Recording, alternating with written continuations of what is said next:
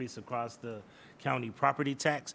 And is that why we were able to increase the budget this year from about 1.8 to 2.2? Yeah, through the chair to the committee, property tax is part of it. As you'll recall, last year there was a reappraisal of property values, which will increase the income significantly by $15 million, I believe.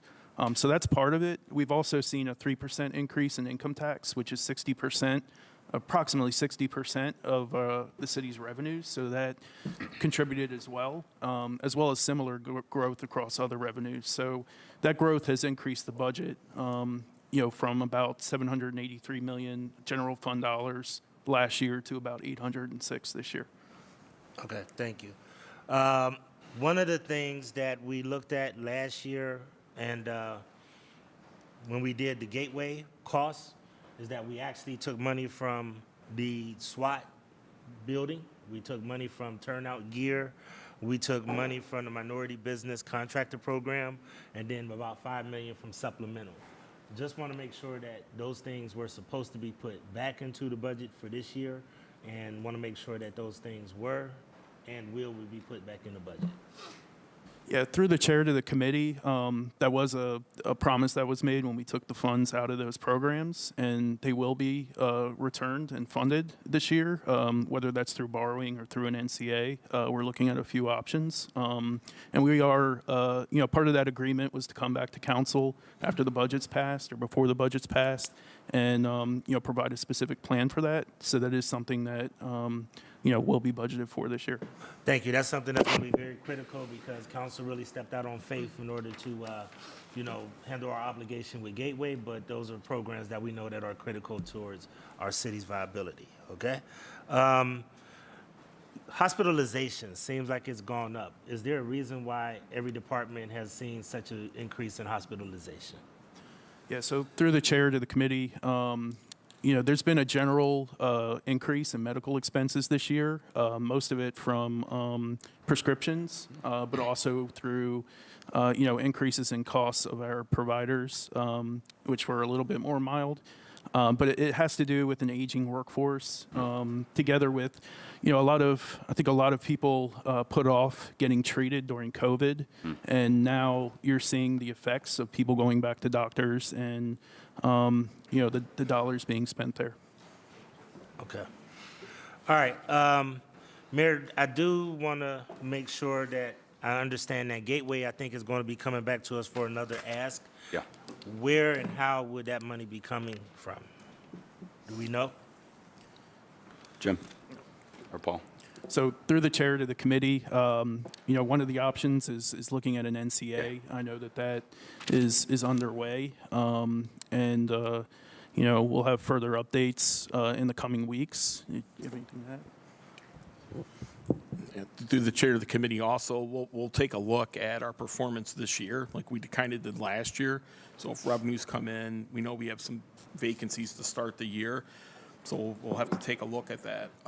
It's not in this current budget because they haven't came to us and asked us for this, but we will be monitoring that and planning for that as we get through the year. Yeah, and Council President, we believe from our standpoint at the city, and I can't speak for the county, but we believe that the new community authority is the right long-term fix to ensure there's a sustainable revenue stream for capital repairs needed for all the facilities under the umbrella of Gateway. So that's our focus right now, getting that done with your support. I'm very interested in how that conversation develops because Yeah. I'm not sure if the teams are in the same Yeah. place, but that's something that we looking forward to have a conversation. And we also know that we're going to, have a position where we actually need to scrutinize their spending a little bit more in order to make sure that we're not just buying things that we really don't need. So Understood. Hopefully we're really looking at that close with that board.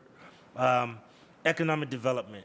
One of the things that we as a council have been very huge on is how do we make sure that we contribute and invest in some of our economic development tools, especially things like the Greater Cleveland Sports Commission, and then also, Destination Cleveland, which we think brings in a lot of support, as well as the film industry, the Greater Cleveland Film Commission, and of course, Global Cleveland and others. how are we going to look at that portfolio of companies or groups that we support?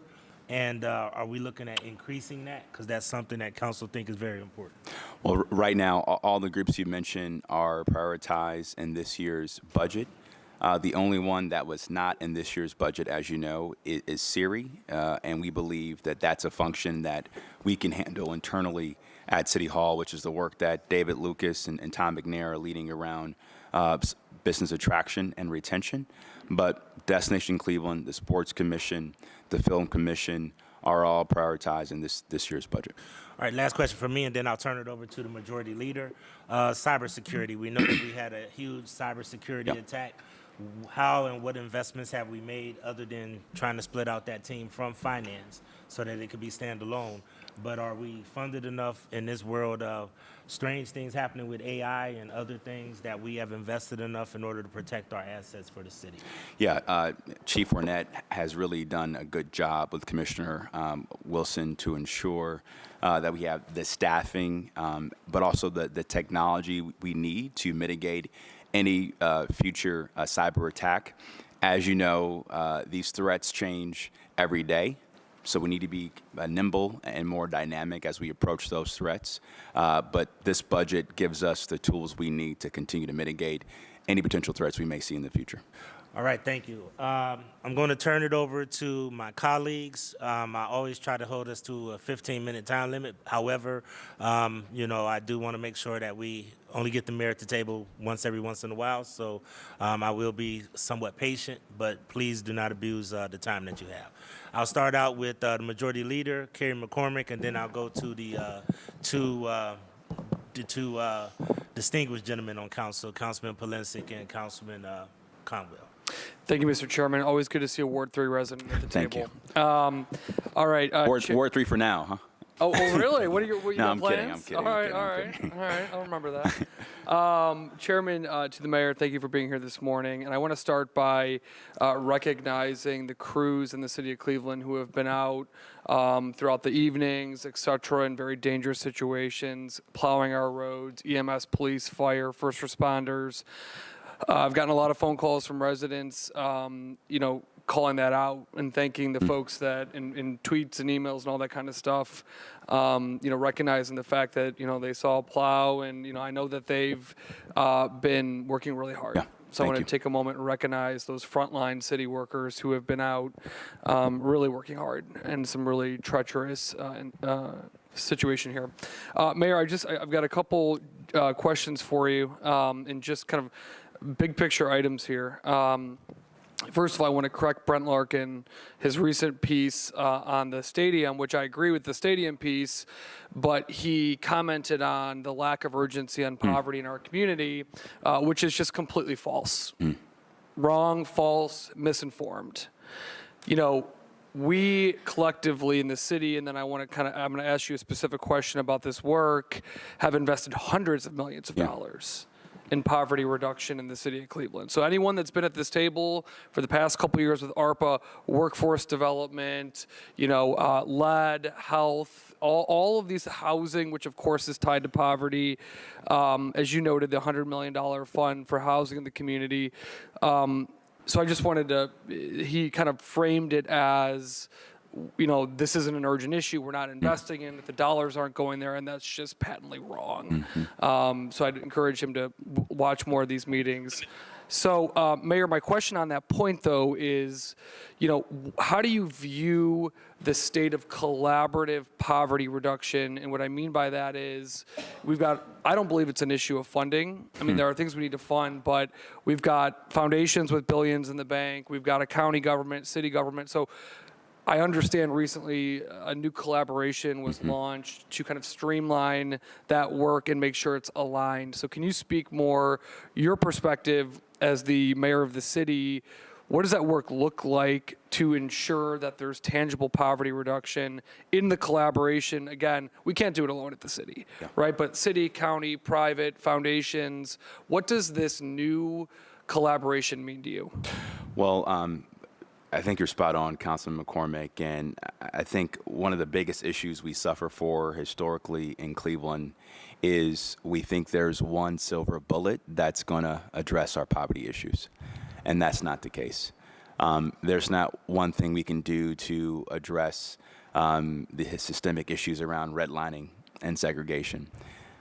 There's not one thing we can do to address the impacts that lead poisoning has had in our city historically.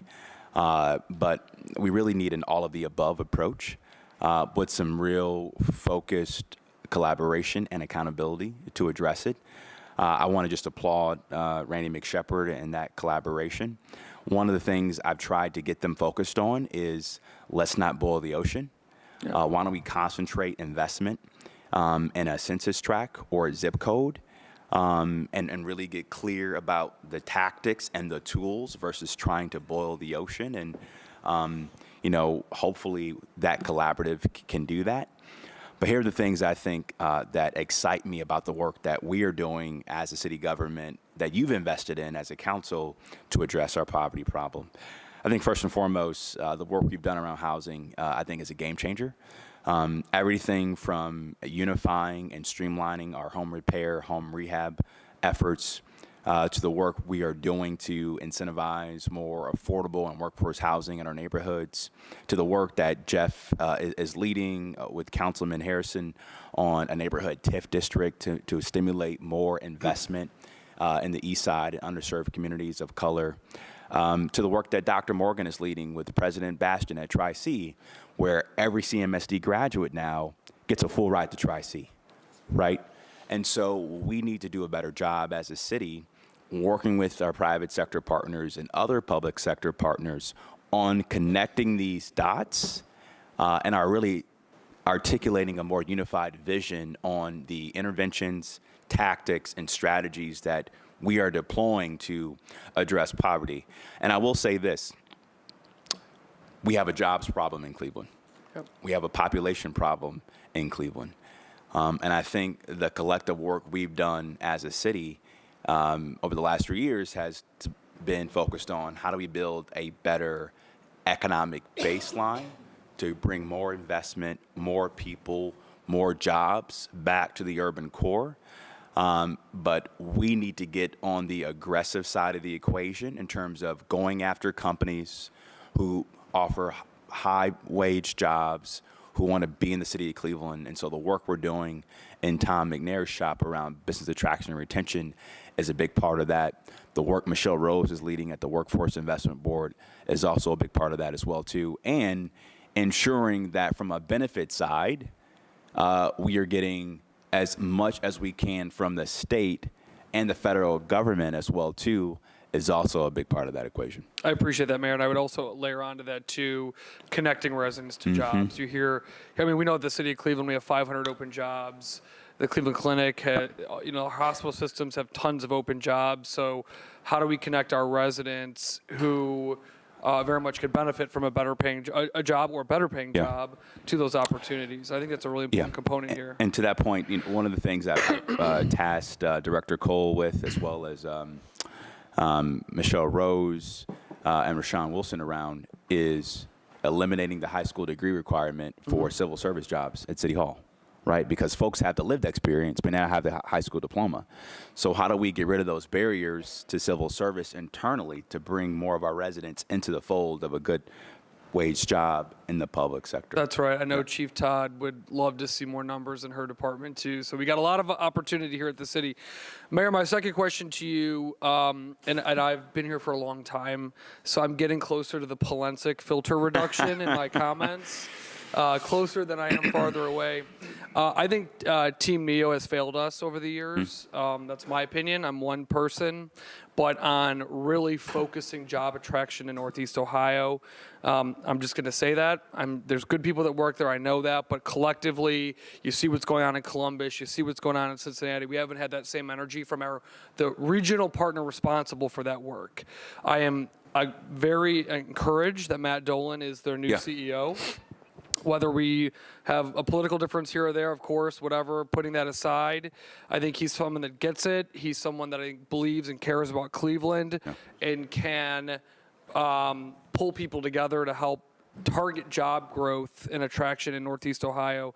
So, Mayor, my question to you is, what does that mean to you? What does that relationship look like? Yeah. And how do we ensure that Northeast Ohio stops getting skipped over when we hear about these manufacturing investments that are going on in Central Ohio? And I get it, you know, there's certain limitations, whatever, but how do we ensure that Northeast Ohio, specifically Cleveland, stops getting skipped over, and how do we deepen our partnership with Team NEO and other job-creating entities? Yeah, well, I'm excited that Matt Dolan is taking the helm at Team NEO. I have a meeting with him scheduled for the next couple of weeks, I believe. And my message to him is going to be very simple. I think, number one, Team NEO needs to prioritize Cleveland better than they have before. Number two, They know that Cleveland's in their yeah, region, right? exactly. Yeah, okay, just making sure. Number two, we had to get our house together internally at the city, and I think we've done that under Tom McNair's leadership with David Lucas in that new business attraction and retention arm inside of economic development. And then thirdly, we need a very consistent core value proposition of what's the business case of why Cleveland. So over the next quarter, I'm meeting with key businesses in those 4 sectors I mentioned. So food manufacturing, advanced manufacturing, technology, and aerospace and defense to identify what are the pain points, what are the gaps, what are the opportunities, how do we have a unified value prop, and then, you know, how do we make the investments in the right infrastructure in terms of a Salesforce type platform to track deals, track leads, to match deals and leads to sites, which creates jobs with incentives, right? So that's the equation we need to really focus on, and that'll be a big part of our focus over the next year. Thank you. And Mayor, the last thing I'll say too, just 2 things. A, I appreciate, as chair of the Transportation Committee, the work that your multimodal team is doing. We've Thank you. seen a marked difference in that work.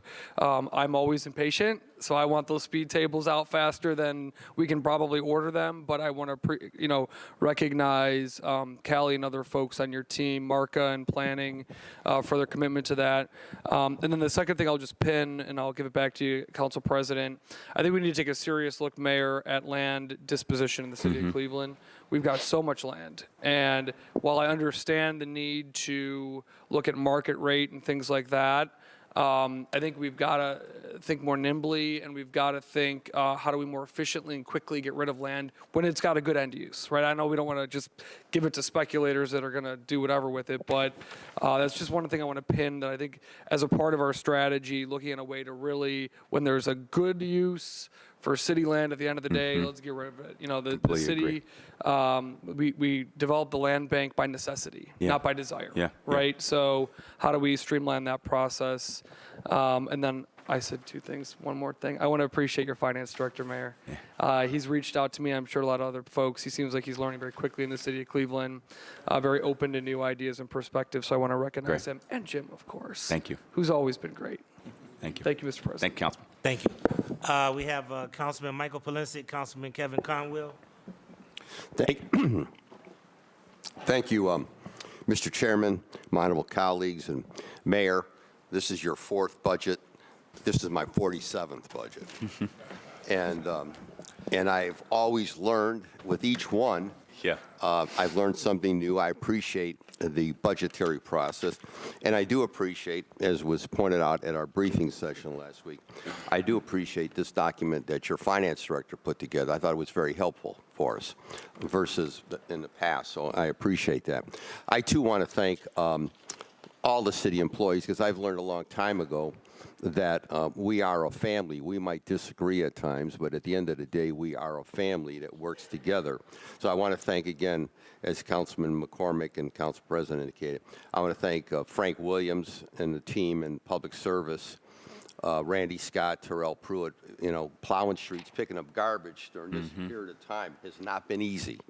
But I could tell by my number of calls, and I'm old school, I answer that phone, I look at those emails.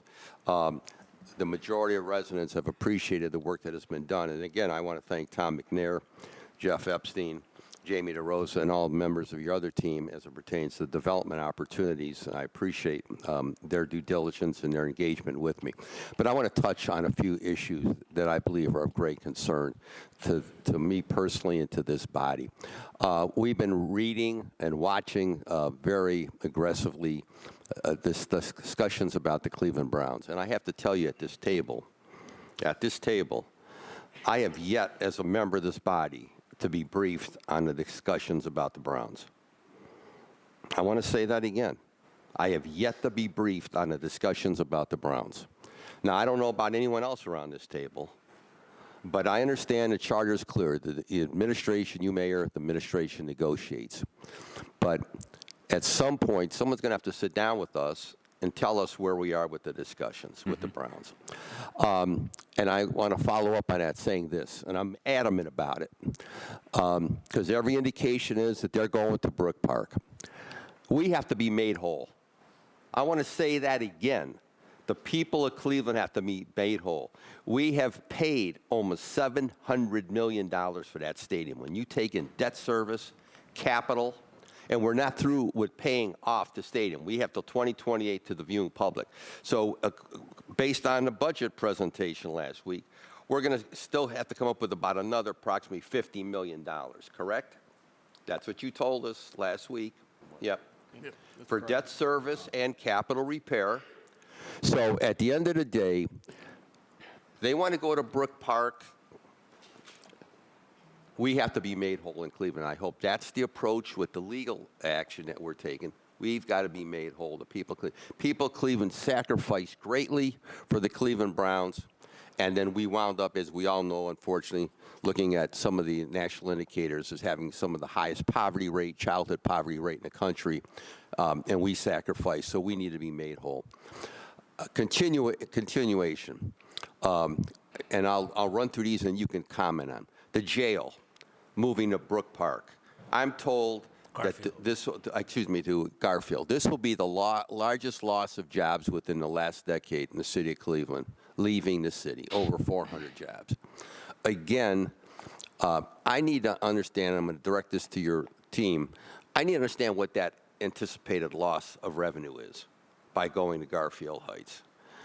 The county has to be a partner with us, and they cannot continue to make decisions that negatively impact us. And then I'm concerned about the courts as well, leaving. But the jail impact. That jail should have stayed in the city of Cleveland. I don't get it for the life of me how that decision was made. I'm going to continue based on the budget book. In your budget book presented to us 2026, 2027, there's anticipated deficits. 2026, 10 million. Anticipated deficit.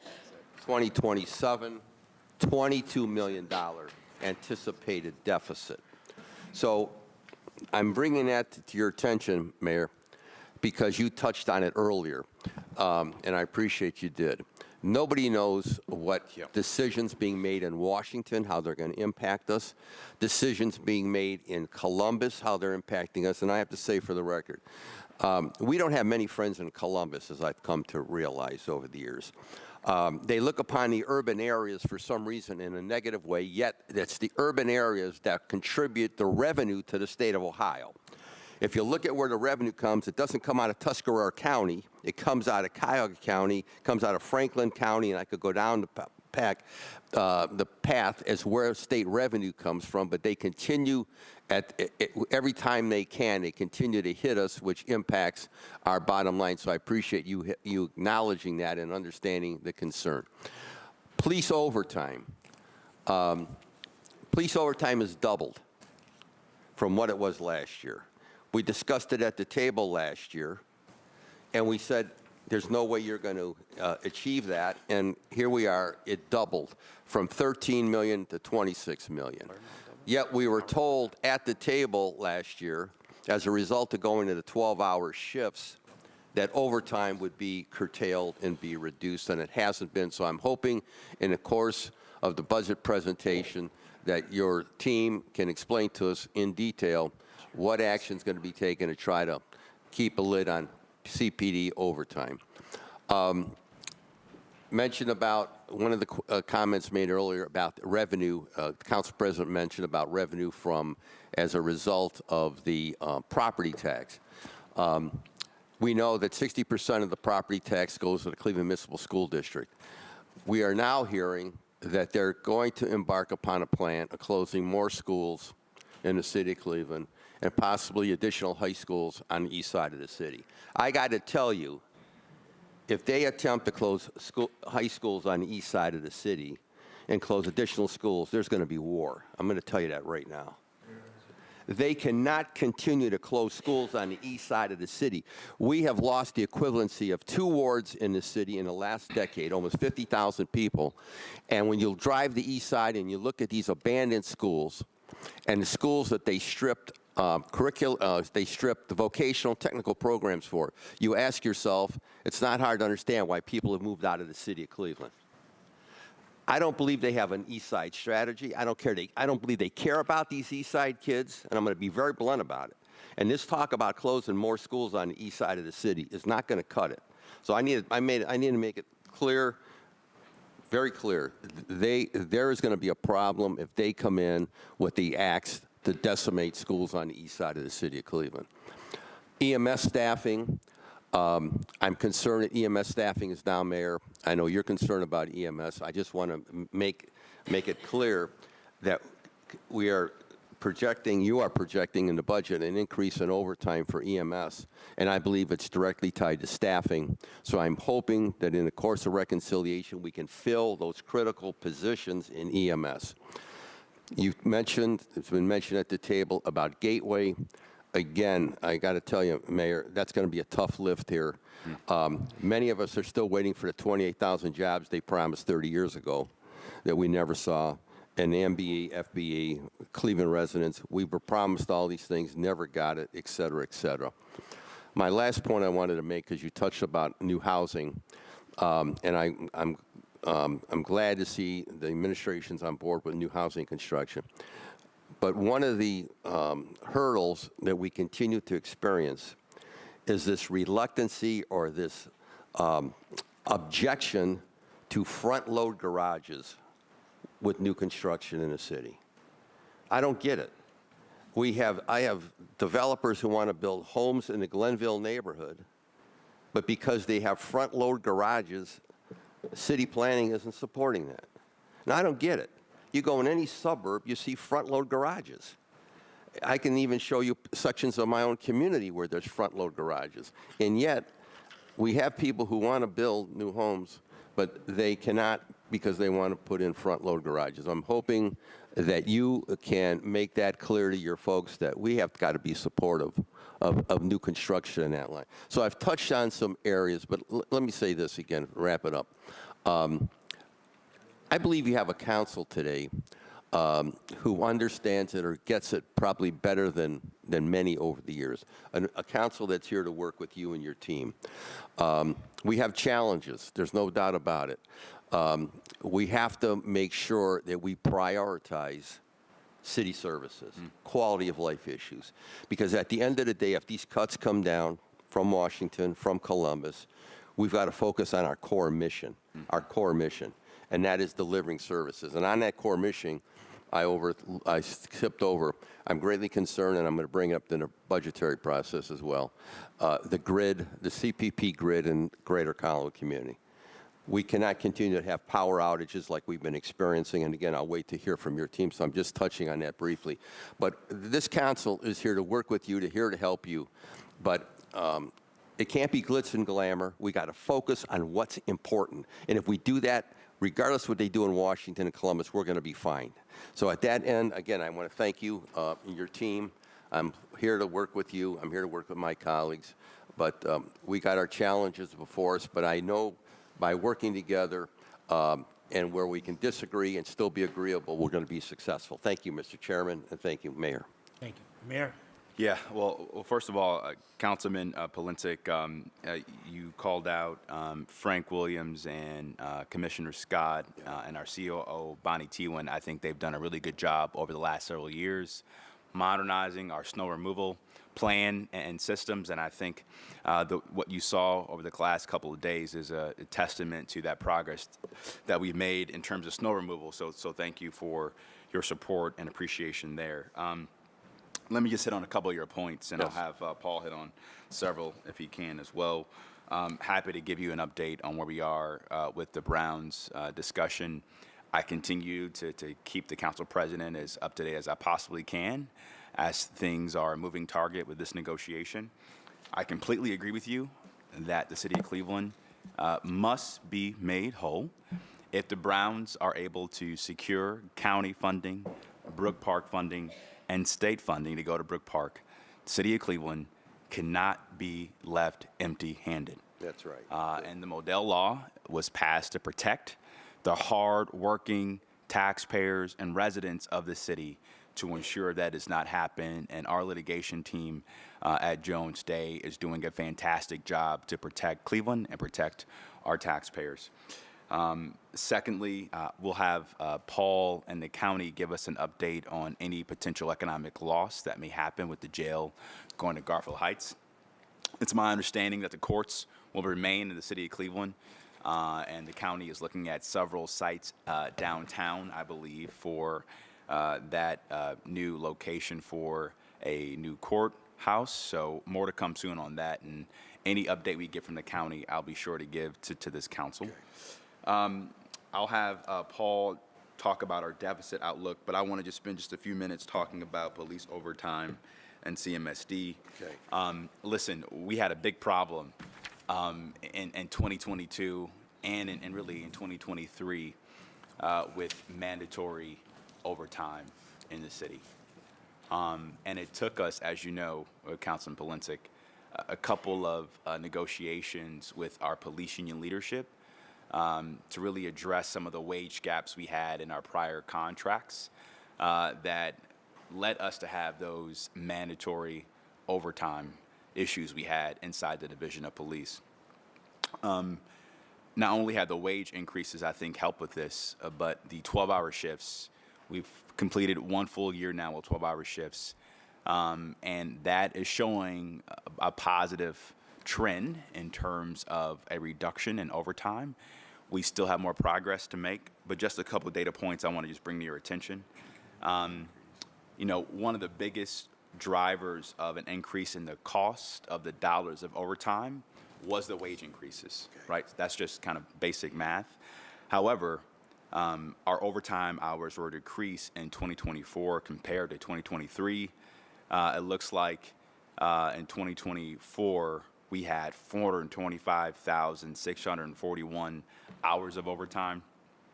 In 2023, we had 514,765 total hours of overtime, a nearly 90,000 hour decrease. So again, wage increases are working, 12-hour shifts are working.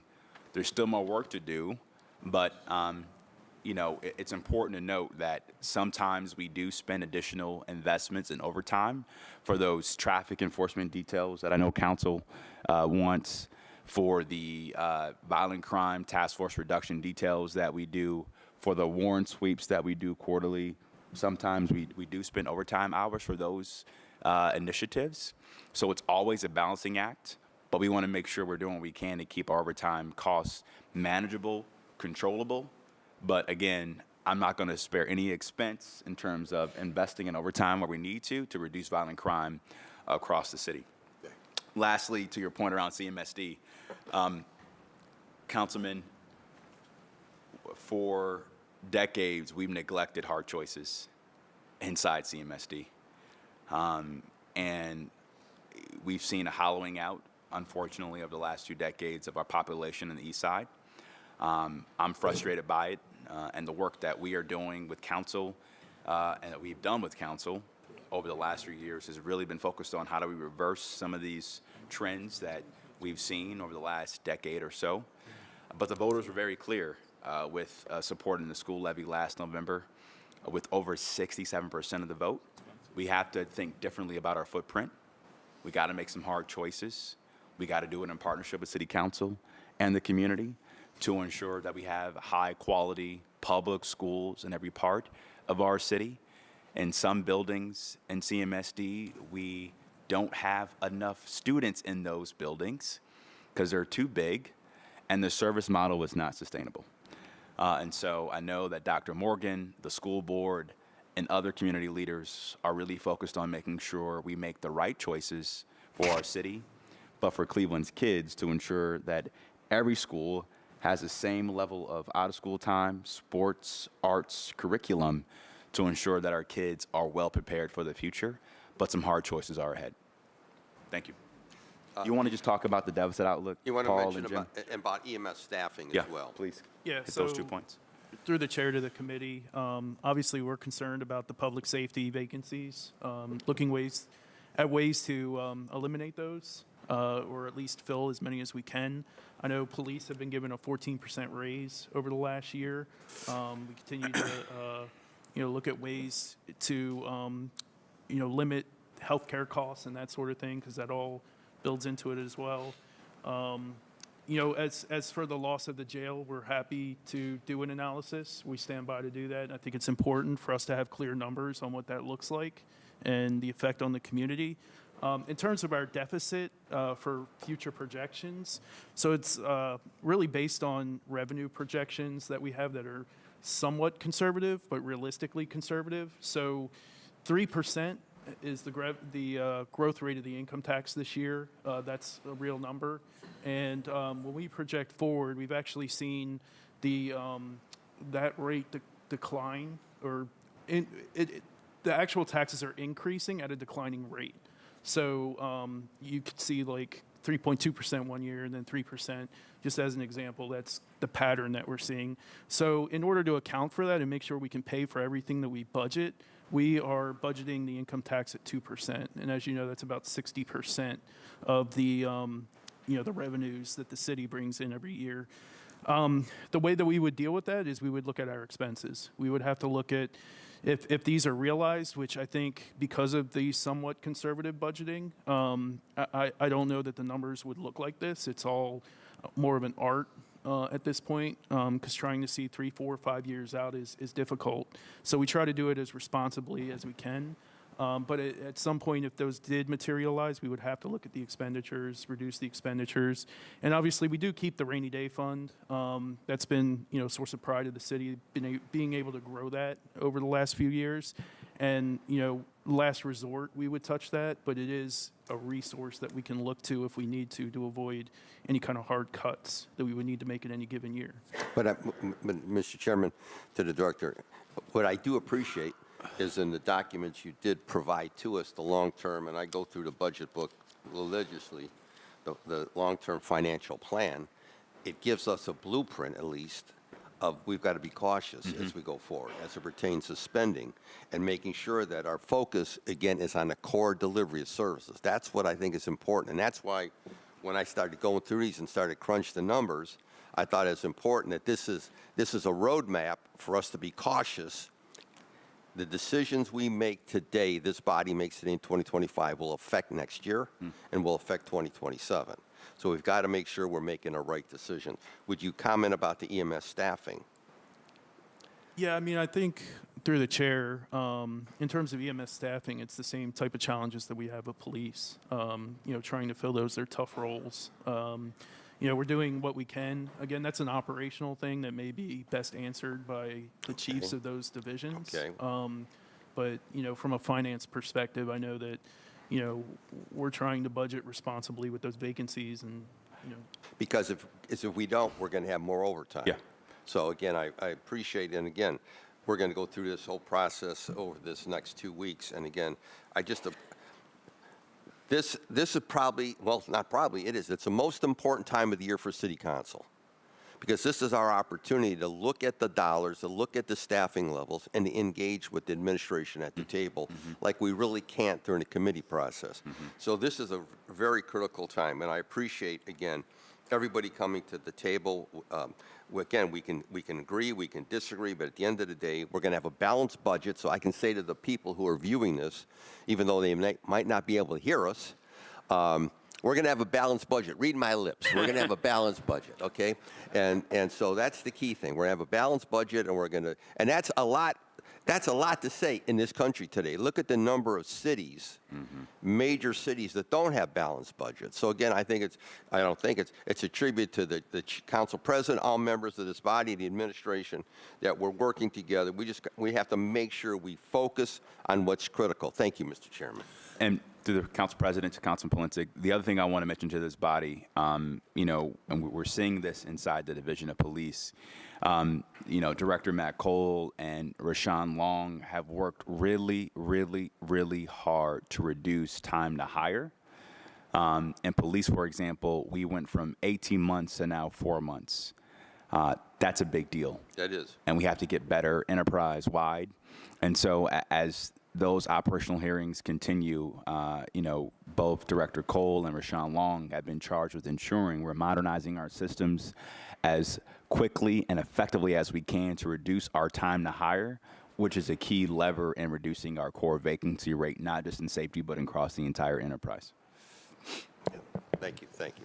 Thank you. I have Councilman Kevin Conwell, Councilman Joseph Jones, Harsh Slife. Okay, thank you, Mr. President, and I want to do some thank yous as well. Dr. David Margolius, you hit a home run with him. When you first hired him, he and I met at 7 a.m. in the morning. We walked for 2.5 hours. We walk so we can get an up-close view of what was going on in my ward as well as in the entire city. And we discussed issues and concerns. But to have him to walk a ward and look at, so he can get an understanding of what was going on, that was a great thing. And I've always touched my heart. Moving right along, your director in building and housing, Sally Martin O'Toole. I reached out to her, I think it was a year ago. There was a building collapsing off of Kempton and on East 105th Street. The next day, she mitigated that issue. And she told me, she said, Council member, I will raise this building after I protect the citizens in Cleveland. You know what? She mitigated it within 3 weeks, maybe 3 weeks or a month time. And that was very, very good. And when I have issues and concerns with building and housing, she comes into my neighborhood herself and talk with the residents, and she tells them what she can do, and they trust her a great deal. So I like with Director. Moving right along, Director Frank Williams, Randy Scott, Greg. Matter of fact, they're doing great work. Director Frank Williams on East 123rd Street, I need him to clean that up. I was riding that the other day. But when I mention things to him, see, I don't have to tell these individuals over and over again when I see things. Because you should mention something to someone one time and it's done. It costs a lot of money, it's inefficient. If you have to tell over and over again, that's not good. So Frank Williams, Randall Scott, great individuals. Your Bonnie T, the Chief Operating Officer, when she first came aboard, residents came to see me on Austin about sidewalks being unsafe for senior citizens and people with disabilities. You know what? The next day, she talked with Irene Holyfield and that group, and she walked the streets over there. Matter of fact, you walked the street over there, too. I want to thank you. I want to thank you. Yes. You walked the street over there as well. Austin, Somerset, and you know what? You guys took care of it. You took care of it. You cut back on some of the trees and the residents on behalf of them. That's a great thing. Bonnie T is doing a great job. And last but not least, your Chief Todd, my daughter reached out to me, Christina. She said, Daddy, I got a friend they can't find. And I called her up, talked with the mother. It was the mother's 15-year-old son. Called Chief Todd. Less than 24 hours, the chief called me back. The young boy was at home. The police found the young boy. That execution is very, very important. So I want to thank you on behalf of your staff with doing that. I like when you discussed the recruiting part earlier, Mr. Mayor, because you talked about retention. and you narrate it. Because recruiting, let's say you brought in 200 police officers, and if your attrition, you lost 250 police officers, that's not good. So I would love if we could focus on recruiting and retention and even training with people, because sometimes people leave. They'll leave an organization or a business if they're not trained right. Training need to be ongoing. Even if we had a department dealing with training that went across and taught people how to cross-train workers, or it cuts down on workers' compensation. And some people leave because they're not trained right. And that puts in with your, and it hurts against our retention. So I like it when you mention retention and recruiting, but they don't talk about it. They just say recruiting. They got to put that retention in there. It has to be baked into execution. It has to be baked into the scope of our mission, you know, recruiting and retention, ongoing training, ongoing, constantly. Switching gears, healthcare. You know, I voted for the 12-hour shift, but I was afraid the healthcare would spike. Okay, so when you look at and you see healthcare spiking, Gentile, and you talked about it kind of like nonchalant with me, you got to take a look at healthcare as well as sick time, as well as workers' comp. Because there's a limit where you can work an employee, and if you work them in 12 hours, will your workers' comp increase? Will your sick time increase? Do they pay attention to the details for 12 hours? It was a reason, Mr. Mayor, why we had 8 hours. So I would love to see an analysis on your health care. You mentioned that to me nonchalantly. It should have been when the mayor asked you the question, health care increase. However, we're going to take a look at sick time and workers' comp, because it's directly correlated with health care going up. You work a man 12 hours, your workers' comp is going to increase.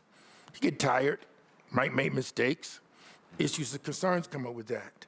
I want to end with one more thing with the schools. I was reached out to also about school closings. You, Councilmember Mike Polensek, Councilmember Anthony Harris and I, we're going to meet. But here's the piece, when you weren't there, when this happened.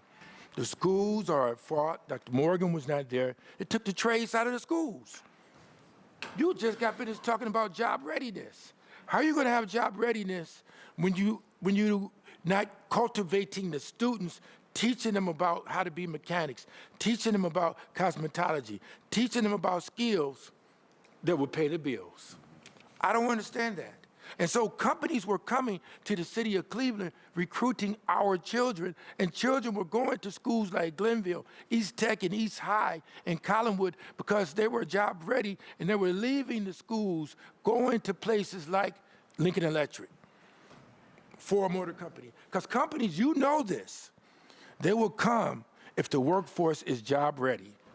If the workforce is job ready, companies will come and recruit people, and retention. It's because it helps them out. So just closing schools and not looking at the symptoms of why is not a good thing. We gotta have trades in the schools. And I'm gonna tell you this, and I'll end too. Since this is Black History Month, when Martin Luther King, was out there fighting against oppression of our people, he couldn't get money from anywhere else. But it was the trades, because our people learned how to be mechanics, electrician, shoe repair workers from Dunbar High School in Birmingham, Alabama, and places like that in the South. So they came out and they started their own shops and their own businesses because we learned skills and trades in the schools and the applications of the trades. And then what our people would do is give money to the cause, money to the civil rights movement. So what happened later on, they took the trades out of the schools after that, and then you don't see the hustling and bustling on East 105th Street And what happened, it helped to deal with idle hands. And crime was even down because people had skills. But now these trades are not in the schools. It's hurting us. And there's three things you need in closing. You need education, you need skills to pay the bills, and how to build relationships. And that man or that female will make it with those things there, Mr. Mayor. And I close. Yeah, real briefly, one, I don't want to create a leading assumption that hospitalizations and our 12-hour shifts inside the Division of Police are correlated, but I think it's important that we have a watchful eye on what are the key drivers of the hospitalization rates across the city, and make sure that that's something we're watching throughout this budget year. And I know that Paul and Jim and Matt Cole and the team will do that. Secondly, I think you're very right about what we've seen over the last several decades in terms of the trades leaving our schools, especially on the east side. I made it a big priority for Dr. Morgan as the board and the district reimagine this footprint that we prioritize a trades program in our east side schools in the future. Again, I want to thank this body for investing in the Cleveland Builds program, which has been a great model for success in terms of getting Cleveland high school students the jobs in trades in our current economy. So that's a priority for us, Councilman. And the last thing I would say on the retention side inside the Division of Police, what we've seen is that 12-hour shifts has allowed many of our officers not to have mandatory overtime. Two, it's allowed them to have 26 weekends off a year. And then one of the biggest perks that we've seen inside the Division of Police has been paid parental leave. And that's been a big way for folks to stay inside the department. And that's citywide as well, right? That's been a big benefit for all of our workers. And so anything we can do as a city, not just in police, but every department to keep people here, we want to do it. Thanks. You know what I would do, Mr. Mayor, with the healthcare piece? Could we partner, take a look at CMSD, let's look at special districts like RTA, the county, and then we partner up with them, and so when we have volume, we can control costs. Good point. Thanks. All right. All right, thank you. I have Councilman Joseph Jones, Councilman Chris Harsh, Councilman Charlie Slife, Councilwoman Jenny Spencer. Good morning, Mr. President. Good morning, Mayor Justin Bibb. This is my 16th budget. And when I look at the space and time from way back when to now, I just want to start out by saying that I appreciate your administration. And one of the reasons why I appreciate it is because I see the clear difference in services being brought to my neighborhood. And one of those, and I think we've had some of our colleagues touch on that, was Mr. Frank Williams and Bonnie Tewin, rather. Improvements we've seen in dumping debris that have been scattered throughout our neighborhoods, and seeing the response has been, for me, night and day. I'm very thankful for it. Our citizens are thankful for it. So I want to start out by saying thank you before I get into some more difficult, granular issues here that I think that is important for the future of our neighborhoods and our city. The next one is I stood on the floor of council a couple of weeks ago. A 10-year-old was killed in my neighborhood, and a 39-year-old woman was killed in the neighborhood, both of them shot in the head. And I talked about the need for more visibility of the police in our neighborhoods and our communities. But what was so outstanding was the response of our homicide unit. And then finding out that we have a 92% solve rate of homicides in the city of Cleveland is absolutely outstanding. They were able to get the suspect who shot the 10-year-old, Caden Coleman, in the head, and then they were able to find the suspect of the homicide of the young lady. So I'm appreciative of the hard work that Chief Dorothy Todd is doing, as well as Director Drummond, Safety Director. I want to also thank you for Margaret Jackson Every time I get on the phone and I need to have issues resolved, I don't care when it is, what time it is, Margaret Jackson answers that phone. She does a wonderful job in responding to the issues and taking care of them. Just absolutely outstanding. I also want to shout out to Marty Keene, because there are some issues and we've had tough conversations about how things should be done in the water department in terms of fairness. And so he's done a wonderful job in working with me and helping me with a number of issues. So I just want to do that shout out and thank him as well. A number of issues I wanted to bring up have been answered by you. I think that when I look at the 16 budgets that I've had the opportunity to look at, these last 3 to 4 years that we've been, actually 5 years now, going back to the previous administration, we've seen our budgets grow. And I'm thankful that your administration is looking at the east side as it relates to making investments, because for so long, we have been left out of the economic equation in the city of Cleveland. So we appreciate your storefront renovation program that gives us more flexibility in terms of being able to use funds. We haven't seen that in quite some time since that program has been created. But I want to get to where I think that we really need to do a whole lot of work, and do a whole lot of work really quickly in terms of improving neighborhoods. And that has been with our partners, our local development corporations. Our local development corporations are our eyes and our ears and our hands in the street as it relates to trying to improve, bringing population back into the city of Cleveland, improving infrastructure, and making communities what they are.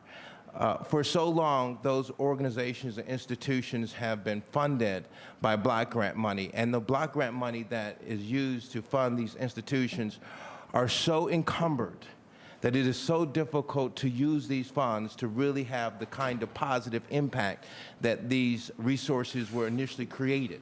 And we have fumbled the ball at this table with those funds and have had difficulties getting those funds on those streets and really helping the citizens of the city of Cleveland like we should have for all of my 16 years in terms of the budget. And even going back farther, talking to some of the older colleagues who sat here at this table and the difficulties that they've had to deal with in terms of using block grant. Now, I know council over the several years have talked about and discussed about other formulas that need to be put in place or other funding cycles.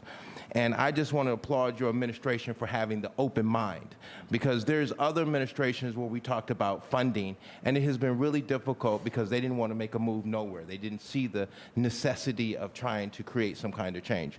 Can you elaborate at this point where we are as it relates to funding development corporations, a new way of streamlining the process, because most of these development corporations are mom and pop corporations. They can't afford to hold the city's money and wait to be repaid after 6, 8, in some instances up to a year for funding. So I would like to hear about that. And then also, another problem that is a concern for me, in my mind at least, is all of the instability that's happening on a national level. The talk about cutting grants that come to our cities that help us, very needed grants. And it's my understanding we get over $200 million in grants from the federal government. So I'm very concerned about what that would mean for the future of this city, even with the talk about putting tariffs everywhere. How will that impact us? Are we looking at to bracing ourselves in this year's budget for some of the stuff that will come out of Washington, D.C.? Yeah, well, thank you, Councilman Jones. First, I want to just mention to you that my heart was broken when I heard and got the call about the 10-year-old who died in your neighborhood. It breaks my heart that that young boy was in the wrong place at the wrong time. He had probably so much potential and so much hope and opportunity ahead of him. And it's just sad that we live in a world where people continue to use gun violence as a way to solve their disputes. But I really want to applaud Chief Todd, the acting commander, and our homicide unit who worked really fast to bring justice to those families who've experienced death in your neighborhood over the last several weeks. It's a positive deal and amazing progress that we have at nearly 90% homicide solve rate, and nearly 30% higher than the national average. And I think that's a testament to the investments that all of us around this table have made to ensure that the men and women of our police department have what they need to bring justice and resolution to the victims of violence, but especially the victims of gun violence in our city. And there's more work we all need to do as a city to address gun violence. Secondly, to your point, I'm very open to the conversation about, how do we ensure our CDCs have more flexible funding? I applaud Councilman McCormick and Councilman Slife and many members of this body who are leading that discussion. But I'll be very clear. I'm very concerned about any change right now to how we think about funding our CDCs, given the uncertainty that we're seeing out of HUD coming out of DC. And so right now I'm in a let's have a status quo mindset in terms of how we think about community development block grant funding until we get more certainty that that funding is not going away, right? So I think we need to be in a wait and see mode. And then to your point, there are a lot of inflationary risks that we all need to be aware of. The tariffs that we're seeing from President Trump is a moving target. I liken it as a new national sales tax on the goods and products and things that working class Clevelanders buy every single day. If we don't see any real stability in terms of what these new tariff trade deals are going to do. And so we need to be very mindful of what's ahead and just be on guard to ensure that we have the right voice in DC and the right voice in Columbus, unified voice as a city to ensure we're protecting our residents. And I would encourage both you and your colleagues on council to have your residents call your members of Congress in both the House and the Senate to make sure that they're elevating those concerns at every level of government. Thank you, sir. And thank you, Mayor. To add on to that, if we stay in the same mode and thought process as it relates to how we are funding local development corporations, can we work to put together some kind of strategy to move those resources a lot quicker, to get those contracts signed, ready to go? Because when those organizations are not functioning right, it hurts us in our neighborhoods. And so it's really important to me to see that funds and those resources move a lot quicker than what they have in the past. Absolutely. And I want to have Paul just talk very briefly about the work we're doing to eliminate red tape in terms of payments and contracting. Paul? Yeah, sure. So through the chair to the councilman, we are looking at, having a new CFO. There's an advantage to that. So one of my priorities is coming in and looking at how we do everything. Streamlining processes, modernization is a huge thing. Is there software out there that we can use that'll make things easier and more efficient? So all of that is underway. I will say my commissioner of purchasing has done a great job of education and putting resources up on the website. In addition to that, we are also working with IT because we believe we could be better at educating people how to go through this process, and through education, we can work together to make the process better. So we're working with IT right now, once our intranet is set up throughout the city, to create a finance website where you could go in and go to each division of finance depending on what you want to do, everything from assessments and licenses to budget, to make sure that folks know how to do what they need to do. And we're also looking at approvals and the entire process for everything that we do, and seeing if we can cut out steps to make it more efficient and cut down the time it takes to process contracts and various things. Thank you. Lastly, I just want to take this point to make, we really appreciate the work that you do for our communities. Also, on behalf of my citizens and for the 16 budgets I've been in, I believe that you are the right person for the job, and I appreciate the work that you do in our neighborhoods, Mayor. Thank you, sir. Thank you, Councilman Jones. Councilman Chris Harsh. Thank you, Mr. Chairman. Good morning, Mr. Mayor. I want to talk about and ask about jobs in housing, policy around housing, and safety in housing. To get started, I do want to, through the chair, thank your administration for being so forward-thinking on the modular piece that we're doing. I think I ran an editorial a year and a half ago in the Plain Dealer asking the region to look at this, and your administration has responded outstanding. Chief Epstein's been great to work with. Brad Whitehead over at the Site Readiness has been outstanding. I think that we're really going to come up with something that can be a game changer. I know we both believe that Cleveland needs to grow, and we need to adopt growth mentalities and a growth mindset in order to create that outcome. And I'm glad that we're working on this project. A lot of effort has gone into this, and I think we'll have something really good to show for it. So thank you to you, Mr. Mayor, and your administration for being so helpful in that. Staying on the subject of housing, though, I have proposed to Chairman Hairston and my colleagues a policy proposal within the budget to transfer 15 people from community development in what is now called the community engagement team into building and housing to fill the role of property management inspectors. Director Martin O'Toole has struggled to hire up the number of people that she needs in that department for property management inspector, which is basically the exterior inspection, the point of sale inspection. While we have a group of people who are embedded in CDCs throughout the city, and there are roughly 15 of them who could be embedded in wards, who are very good at neighborhood outreach and very good at going door to door in our communities and talking to residents, and very well equipped with the carrots, if you will, all the programs that we have.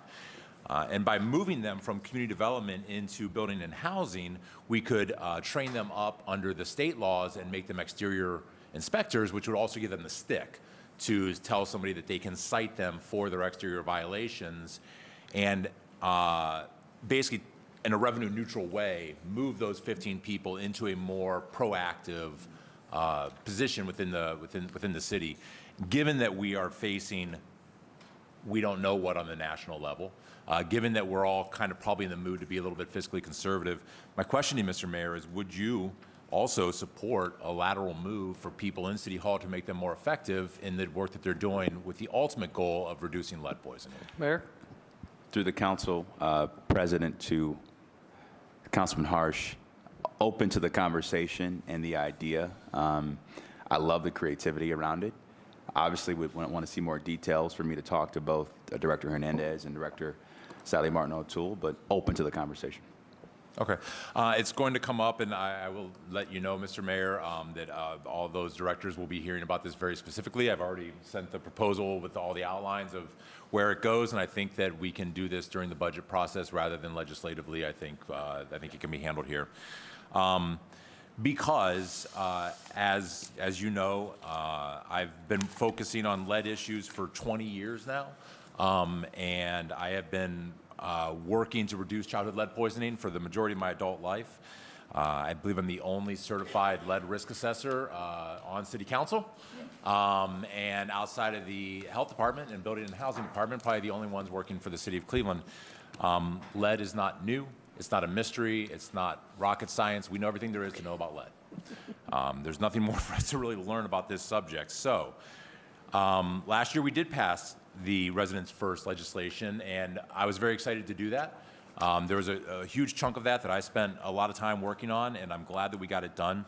There was also a piece in there that requires landlords to provide a lead clearance exam in order to receive a lead safe certification.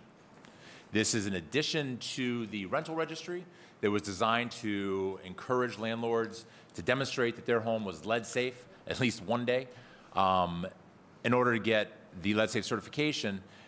And we were struggling to get people to comply with that. We all know that.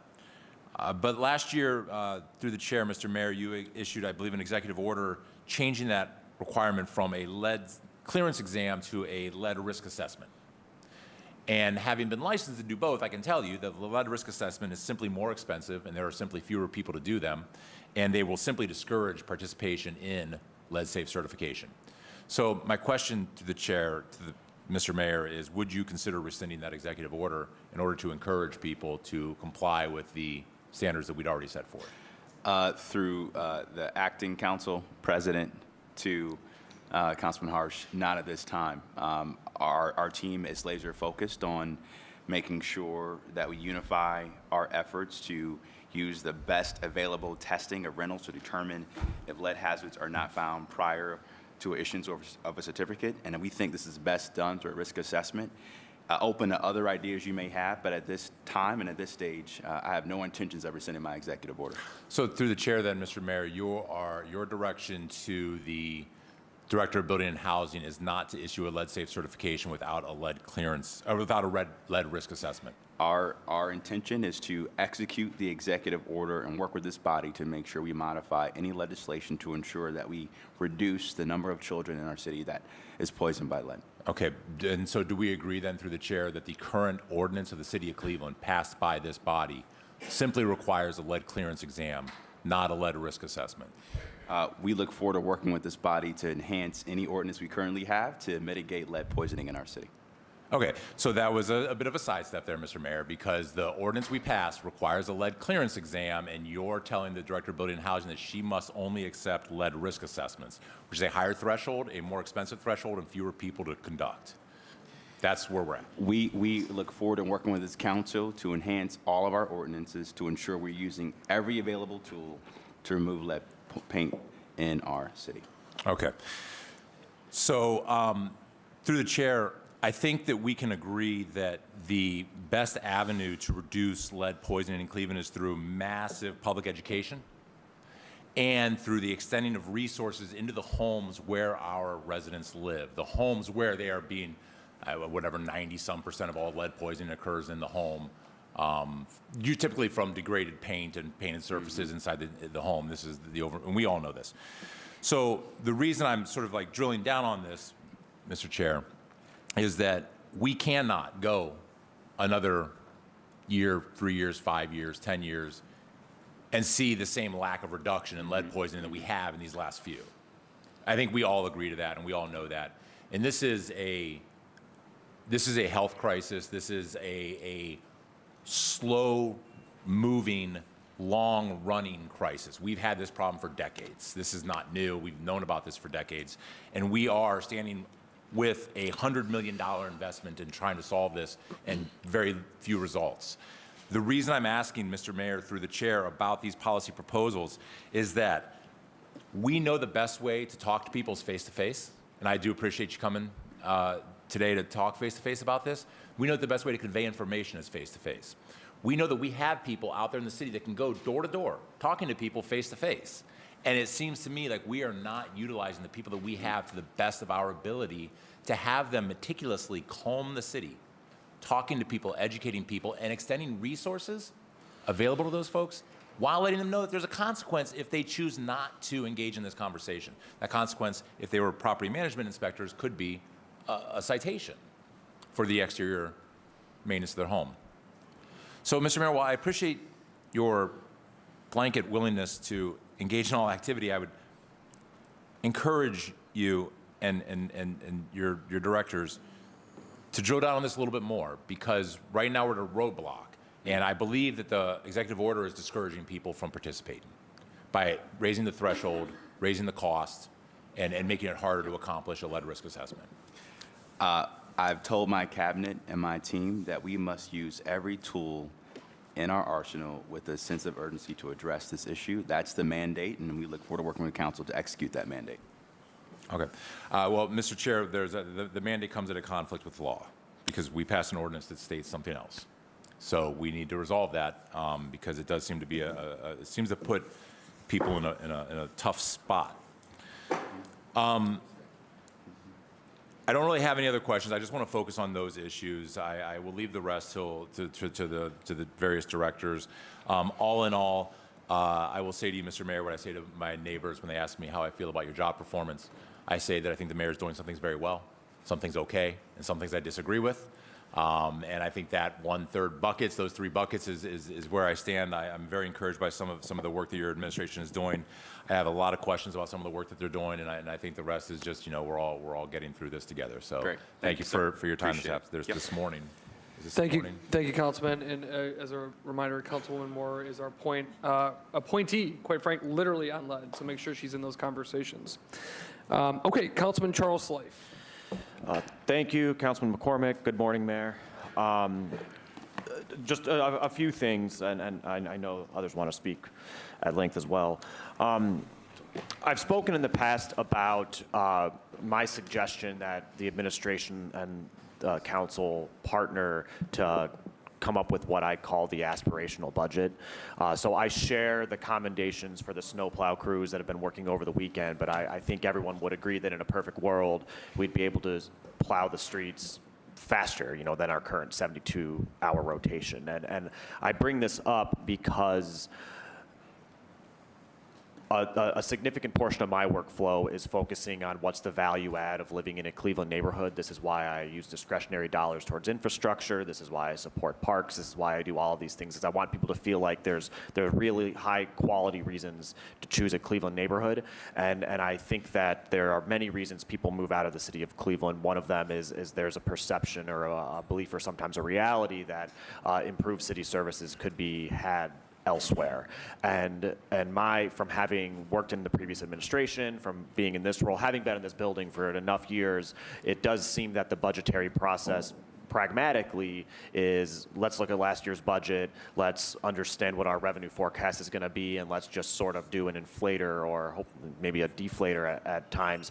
But there's never really a deeper conversation about, maybe even outside of public safety, there's not as much of a deep conversation as I'd like to have of what do we aspire to do. So we want to, what would it cost to do bulk week twice a month? What would it cost to plow streets within 48 hours? And to come up with this astronomically high number that we know we can't afford, but that we can begin to peg ourselves against, and to understand as we are trying to attract employers into the city, as we are trying to increase revenues beyond income tax, what are we actually trying to put those dollars towards, and how can we benchmark against ourselves and not be constrained by this austerity that we have of having to have a structurally balanced budget.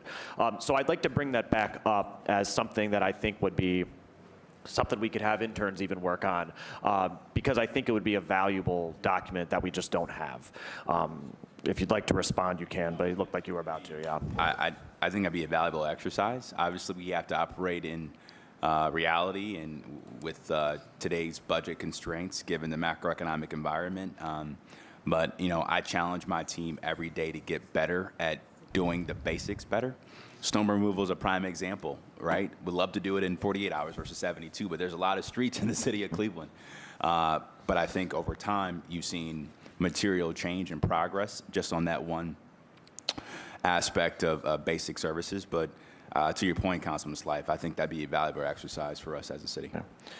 And thank you for that. And I'll say, just to kind of where my headspace is moving into this budget session, and I think Councilwoman House Jones and I might be kind of playing from the same playbook. Back to the point that it seems that there's just a habit of looking at the previous year's budget and benchmarking off of it. I'm very focused on departments and divisions that are, whether they are spending their budget, whether they are overspending their budget, whether they're routinely underspending their budget, and trying to understand what are our goals and do we need to be putting money into other places. And I'll say it's been a little difficult this year with the restructuring of Public Works and everything of trying to do one-to-one comparisons. But Parks is very good at spending nearly all of its budget. EMS, which I'm very supportive of, is very good at spending essentially 100% of its budget. And if there are departments, and we're not talking about 9-figure amounts here, but if there are departments that are routine and divisions only ever spending 50% of their budget, I think the conversation that I want to have is, should we be putting those towards places that are meeting some of our, and I focus back, on parks. Many people don't have children, but I focus on quality of life for families, because your previous CFO gave the data point that basically population loss at this point in time is essentially children. people with children move out of the city of Cleveland. We successfully attract, younger people. We successfully attract empty nesters. But these are people, the family of 4 leaves, and we replace the 2 adults. We don't replace the children. So if there are ways that we can put more money towards parks, more money towards programming, I think those conversations about schools are, of course, important. That is how we're going to grow our population. And it's, if you look at the numbers of even neighborhoods like Councilman Spencer's ward that have seen a lot of increases in housing units, but still a decline in population, it comes down to children. So I use that as an example of how I think that we should be going through this budget with a fine-tooth comb, understanding where should we maybe be shifting money that we can reasonably suspect won't be spent towards places that can be more impactful for our community. If you'd care to respond before I jump on to the next thing. Councilman Slav, to your point, the work that you've led with Empit Park is a prime example of making sure that we are a better city that can attract families that are going to live, work, and play here in perpetuity. So that's a critical priority of this administration. Okay. I'll end with 2 questions. One, we've begun conversations about the impacts of the federal government on our internal budget and our services. Have there been discussions externally with employers that would allow us to anticipate how these changes at the federal level could affect our income tax revenues? For example, the healthcare systems, the Veterans Administration, DFAS, and all of these. We're not the only entity that could be adversely impacted. Those conversations have started as one-offs, but I think given what we're seeing from Washington, it requires a more, unified conversation between the city, the county, our business leaders, and our business community as well. One of the things I'm concerned about is the gutting of federal agencies that have a large workforce presence in the city. I'm thinking about, the VA. I'm thinking about DFAS. There's a large federal building across the street that has some vacancy issues. And so these are all things that are keeping me up at night right now. And I'm looking forward to working with this council and making sure we have the right level of connectivity with our business community and the county executive and the county as well, and our state as well, to make sure we're doing whatever we can to mitigate those impacts. Okay, thank you. And it goes without saying, my concern is if some sort of reconciliation process down the road where we're having to account for substantially decreased revenues is a bit of a terrifying endeavor, especially since many of the things that maybe would have to be cut are critically important. One program that I do want to congratulate you on and ask about the future sustainability of it is the Home for Every Neighbor program. There was a rather substantial encampment along railroad tracks in West Park, and some activities that were occurring there really are not discussable at this table. But congratulate Emily Collins and her team. That was a really successful model. I think there were 40+ individuals who got rehoused. The success of the program is obvious. I guess my concern is the financial sustainability of it moving forward. If you could comment on that and also comment on how that conversation intersects with Cuyahoga County, who really are the governmental entity that should be leading this work. Well, kudos to Emily and her team for the amazing work that she has led over the last year with the Home for Every Neighbor program. It's a prime example of what happens when government, and especially local government, finds a way to dramatically meet people where they are with no questions asked and finds a way to see real impact. I mean, historically, in this community, you would have to prove you've been homeless for a year and a half or 2 years before you had access to a housing voucher, which to me makes no sense, right? Makes no sense at all. And so this housing first approach has worked. We're on pace to have nearly 150 people housed by the end of this quarter, so we'll be at equilibrium. We've prioritized continued investments in this budget in the Home for Every Neighbor program. I continue to work with the county executive and the county council on ensuring that they are doing their fair share to support this effort. And we are also going to stand up some external fundraising with our foundations and private sector to find other sustainable pathways to fund this in perpetuity. But it's something that I know we should all be proud of as leaders inside of this government. Okay. Thank you. And, as I said, I do worry about the financial sustainability of it. I also do worry about the willingness of partners outside of this building to continue the work regardless of whether the funding is available. Frankly, there are those in county elected office who I don't think care about problems that are occurring in Cleveland and not in their suburb, which is an appalling perspective, in my opinion. Thank you. I'll have many questions for your directors, and thank you for making time today. Thank you, Councilman Slife. I have Councilwoman Jenny Spencer, Councilwoman Stephanie House Jones, Bishop Casey Starr.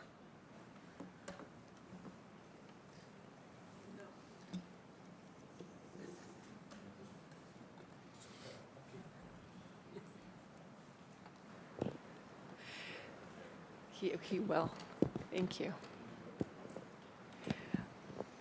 Thank you. Mr. Mayor and Council President, this is my last year at the budget table. And a year from now, I hope to be visiting with my in-laws in Paraguay, South America. I will be thinking of you all when you're back at the table.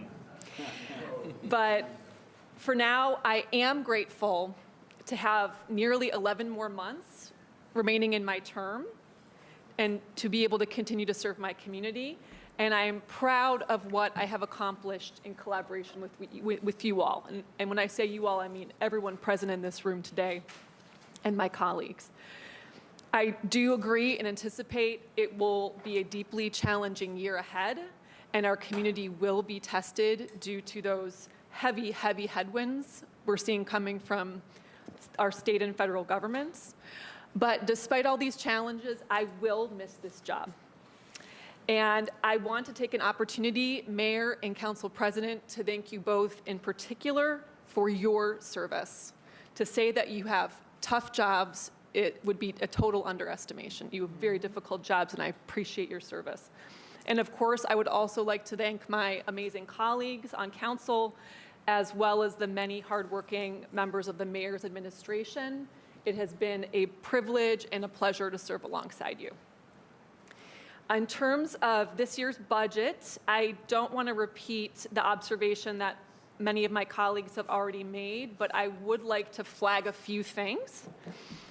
First, Mayor, I'd like to flag the new $5.9 million budget for the new Division of Urban Forestry. For the first time in our collective memory, we have a standalone operating budget for urban forestry, disaggregated from parks, maintenance, and properties. And this was a critically important move to allow us to be clear-eyed about our urban forestry activities and deliverables. And as a member of the Urban Forestry Commission, I stand ready to offer whatever support is needed to stand up this new division under our new Department of Parks and Recreation. So I want to recognize and thank that really important move towards elevating urban forestry as an activity of our government. Second, I'm going to echo a bit what Councilman Hirsch was referencing with some of the building and housing work. First of all, I'm really looking forward to that part of the budget discussion about building and housing and the staffing levels. I think it is absolutely necessary to be ambitious, and I really look forward to further updates about that through this budget process. But in particular, going back to what Councilman Hirsch was stating about lead clearance exams versus lead safe risk assessments, whatever direction we go in, let's go there with urgency. And of course, I'll be deferring to Councilwoman Moore's leadership as well on all things lead. But I concur that we need to move, and we need to move forward. So whether it is new legislation that's needed to update our laws or whatever direction we're going in, let's go there as quickly as we can. And further, I really think this council does need additional education about where we're headed with lead, with protecting our kids from lead poisoning. So whatever message we need to be on when we're out talking to landlords or residents about lead-safe risk assessments or whatever it may be, we do need to get up to speed and be educated on that. And then finally, I'll just make a comment about stadium funding.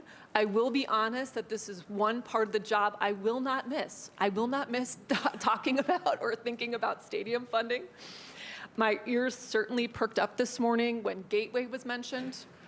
And in terms of Brown Stadium, I do have a request. I think it would be extremely helpful to have a breakdown and cost estimate of the impact to our city budget of the stadium potentially leaving the lakefront, whether the combination of admissions taxes, bed taxes, parking revenue, or anything else. I think we need to see that as a standalone. What is the bottom line impact to our budget as we look towards various scenarios in the future? So, thank you. Through the council president to Councilwoman Spencer, we're going to miss having you around. And so really grateful for your public service during your time on city council. Really excited about the work that you've been okay as a council person. I'm kidding. Really excited about the work that Director Nichols is leading in our new Parks and Rec department. I know she's really excited about the new division of urban forestry. I know that Director Martin O'Toole is really focused on not only executing our staffing goals to the best of our ability, but Jeff, Director Martin O'Toole, Kate Warren, they're leading some fantastic work in permitting reform as well too around Acela and ensuring that we have better tools to get more projects online and also hold landlords, especially predatory landlords, accountable. And then happy to work with Paul Barrett and our team on the cost estimates related to the impact of Cleveland Brown Stadium if they do get the funding they need to go to Brook Park. Thank you. Thank you, Council President. Right. Next up, we have Councilwoman House Jones. Hello, good morning. Through the chair, to the mayor, to the team. Good morning, everyone. I was running to get back here. I was like, oh, it's my time up. Anyway, okay, so first and foremost, I would be remiss, I know we say thank yous to all of our public servants and everyone say thank you. Many times this absolutely is a thankless job, and I would be remiss if I just didn't thank everyone for their continuous work here to make Cleveland a great city for everyone that's living in our community. And so I have like 5 different kind of questions. And so I'm just going to start off specifically as we talk about our general fund. One of the things, looking at Columbus, Senate Bill 69 was introduced. This is regarding changes that will be presented to our pension funds. And I really just want to, the information we need to actually have a more holistic conversation can't be answered now, but just in general, and this is probably to the finance team, how many employees do we provide retirement benefits for? And compare, and how does that compare to the investments that we make to our police and fire pensions? And you might not have it now, but I'm just going to put it out there because, again, this is just a context. Yeah, so through the chair to the councilwoman, I believe we have 4,695 full-time employees, so they're all subject to benefits, so it would affect them. If I remember correctly, the bill that you're talking about would raise the city's required contribution to 24%, so obviously a considerable increase in financial impact. So we are monitoring that, on a regular basis, and the latest is that bill was pulled last year. but we are watching to see if it would be reintroduced It is. this year. Okay. So it's Senate Bill 69. It's blank, but that is the bill in the vehicle that, as right now, likely it will be introduced in.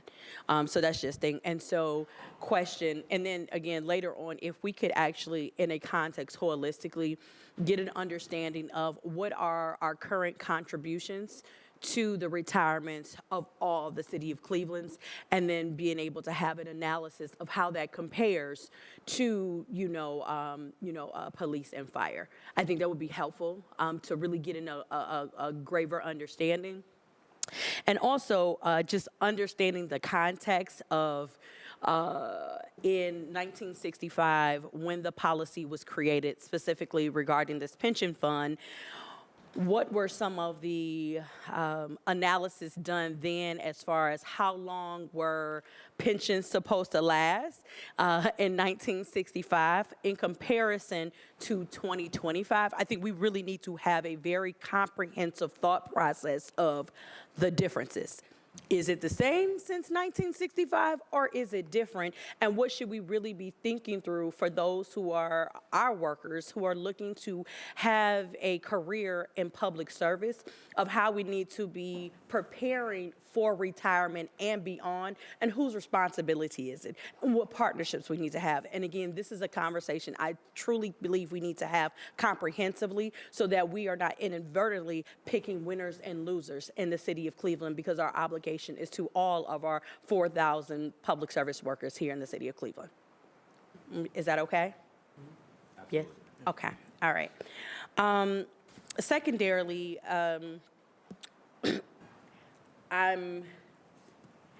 so with the investments that we are making in our first responders, a part of that is understanding many of our systems are reactionary, right? You call, someone comes. But one of the things I really, really am trying to get us focused in on, and I think we all are, but even more, is on prevention. It is much more beneficial to us all to prevent the harm than responding to the harm, all right? And so if you can talk just a little bit about, because again, being on both, being on the safety committee and then workforce training and education committee and then health and human services and the arts committee, just over, the couple of past years, there has been just the conversation about, the community relations board in connection to the recreation board, in connection to the prevention intervention opportunity for youth and young adults that's coming out of your office, and looking at the budgets. There are different, some increases somewhere, and just about all of those.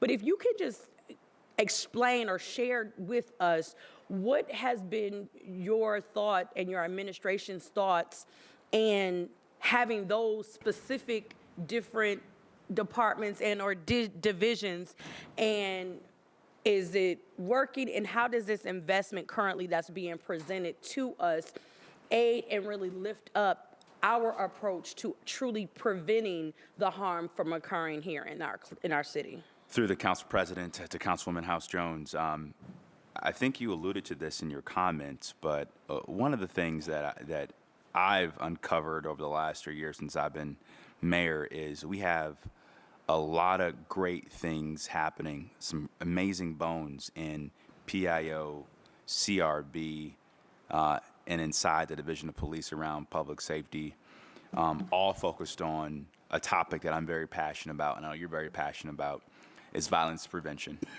And one of the reasons why I wanted to have a chief focused on youth and family success, and Sonia Pryor Jones, was to really think through, over the course of my first term, how do we do a better job of aligning city agencies and departments to better serve families and children? And over the last 3 years, what I've discovered is we still have more work to do to make sure those systems are more unified and they're talking together more. Right now, I'm leading a conversation right now with Chief Sonia Pryor Jones, Director Angela Shute-Woodson, and our new head of Parks and Recreation to say, okay, looking at those various three departments, what's working well, what's not working well, and how do we have a better service delivery model to better serve our families and children. Not just on violence prevention, but making sure we have the right out-of-school time programming in our rec centers. And so in this year's budget, as you know, we prioritize $3.4 million in investments in youth development programming. That's a positive milestone for the city of Cleveland that doesn't have the luxury of a large social service budget like the county. The other thing we intend to do later this year is formally stand up the city's first ever children's cabinet. So we have a children's cabinet. So basically it's focused on ensuring that every chief or director has a point of view and a strategy on how they're serving young people in the city from birth to career. And that'll be a major focal point to ensure that those systems that we touch, that we own as a city, are talking together more appropriately. The last thing I would say, and this is why the Thrive grant that you all supported, that Chief Sonia Pryor-Jones is leading, is so important, because that work will give us a blueprint to say, how do we operationalize the work that we do around violence prevention long term, and where should it sit? And I think that will be a conversation that I look forward to having with council and many members of our community to determine how do we have a long-term strategy around violence prevention that can be systematized in terms of how we do business at City Hall, because historically, as we all know around this table, it's been very fragmented. So I know Councilman Starr is a part of that effort. I know you've been a part of that effort, Councilwoman, and other cities have done it. And now that you see this retreat from the federal government, especially from the White House, who got rid of their Office of Violence Prevention and Reducing Gun Violence, we now have to take a larger role at the local level to ensure we have a strategy to address that. Okay, thank you for that. So kind of following up there, it's kind of in the Department of Recreation, really looking at how we truly are leveraging our assets to ensure that we have not just breaking even, but that we are actually having resources coming back into our community. And so League Park. And I'm going to, my experience here, right? There is just such an amazing regional draw. And when it is programmed well, it is amazing.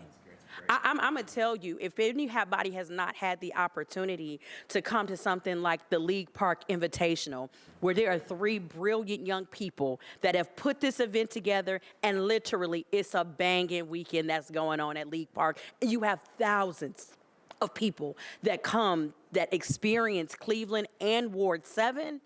It's amazing. That is how it should be all the time. And so I am going to implore this, your team, to figure out how do we do it, working with the Heritage Park, museum, team staff. We have some brilliant people, but there are some barriers, where we need to adjust our policies to ensure that assets, and I know we have assets like this all across the city of Cleveland. I just know about the one, that we have in Ward 7. But we really have to focus in so that we can, again, get the necessary resources and attractions and not be so tied to maybe outdated policies and procedures that impede our ability to truly have and highlight our communities in a positive way. It's hard to find that in the budget. I don't see it in the budget like that. But how do we really, moving forward, work to leverage the assets and so that it can be a bonus plus to our budget and not necessarily a deficit? Well, to the council president, to the councilwoman, I agree with you 100%. We've built some really good wins around this topic of putting our assets to work better at the city. You think about Highland Park Golf Course, and that's performing relatively well. You think about the West Side Market, which is on a strong pathway to sustainability. and success with this long-term transformation. And shout out to Councilman McCormick for your leadership there. And, you know, I want to add League Park to that list of assets that we reimagine how the city can be a better steward and a better manager and operator of that asset. So I've directed Alex Nichols to think differently about how we use that asset so that more community members can use it. It could be a revenue driver for the city. And I think in our Parks and Rec master plan, we'll find more opportunities like that to ensure we're being as innovative as we can as a city. Last 2 points, and this is getting into my favorite, the Community Police Commission.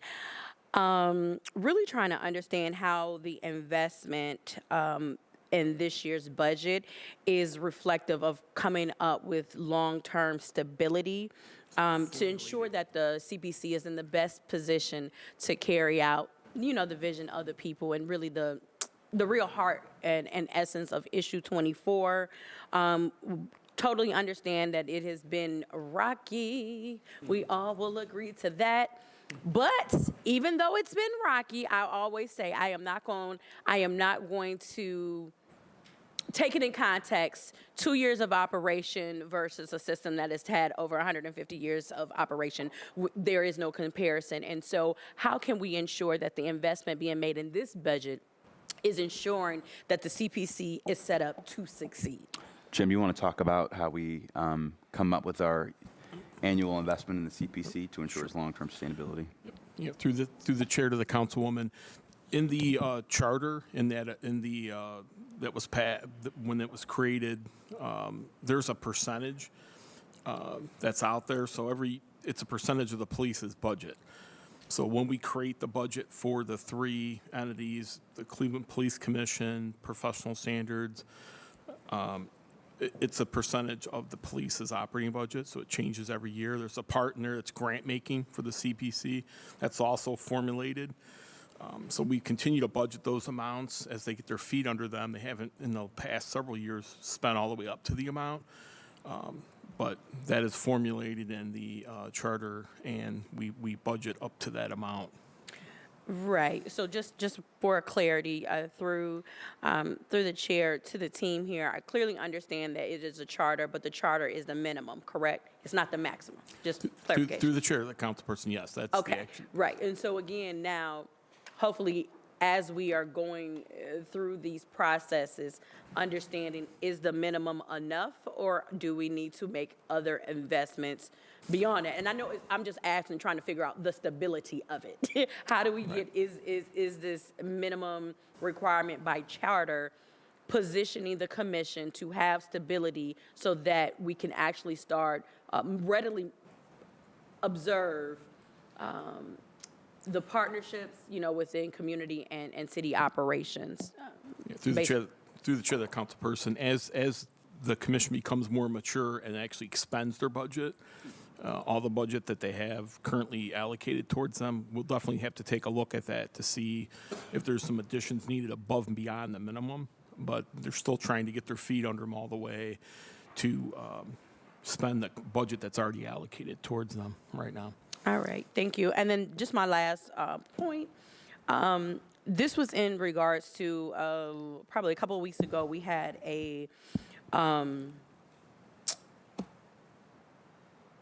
presentation from the Division of Health, Equity, and Social Justice.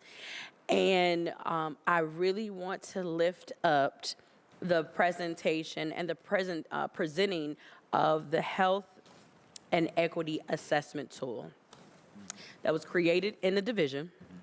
I truly believe it is something that we need to have across the city. And I know there is a rollout of it, but this is one of the things when I came to Cleveland City Council, I'm really committed of changing the system, right? And I mean changing the system to ensure that it is a system that is truly working for everybody. We do not have a system that's working for everybody. It wasn't created that way. And no amount of tweaks and adjustments is proving it out, right? And so when you look at this framework that the Health, Equity, and Social Justice Division has created for our departments. I hope each and every one of your departments, because we were having the conversation, and to find that the law department, they didn't even know what I was talking about. I was like, oh, well, that's problematic. And even Cleveland City Council, because there was a thing now where I hope that Cleveland City Council will be able to look at it. It is a process. When you look at it, it's a 6-step process. And for those who don't know it, I'm going to briefly go over it. But step 1 is to establish why the program, policy, or process is being reviewed or proposed. Step 2, explain the context of the program, policy, or process. Step 3, determine the impact on internal and external partners. Step 4, identify the potential outcomes. Step 5, consider other pathways. And step 6, make it sustainable. It's a framework that if we actually utilize it, we will be able to answer the question, is this something that is getting us to a place of creating a government that is working for all? I know many of us do not do this work day in and day out to have that lens. And so I don't know how this budget is reflective of that, but I would be remiss in this time with many of your directors here to lift up this too. This is the only way, through coming up with real processes that can reframe our system to ensure we are not just doing the work, but we are actually intentionally and purposefully looking at it from a health, equity, and social justice framework to get to a place where Cleveland is a place that is designed for the benefit of all people in the city of Cleveland. To the council president, to the councilwoman, I completely agree with you. This work is an outcome of legislation that this body passed, declaring racism as a public health crisis. My cabinet has yet to be fully briefed on the entire aspects of the tool, and I look forward to my cabinet being briefed and coming back to this council to talk about how we intend to operationalize that plan. Okay, well, I know Commissioner Wills and her team is absolutely ready to go and meet with you, and I just be throwing her name out. She does amazing work, and I appreciate it, and I have a fondness for her. Thank you. Thank you, Councilman Bishop. Councilman KZ Gray, start.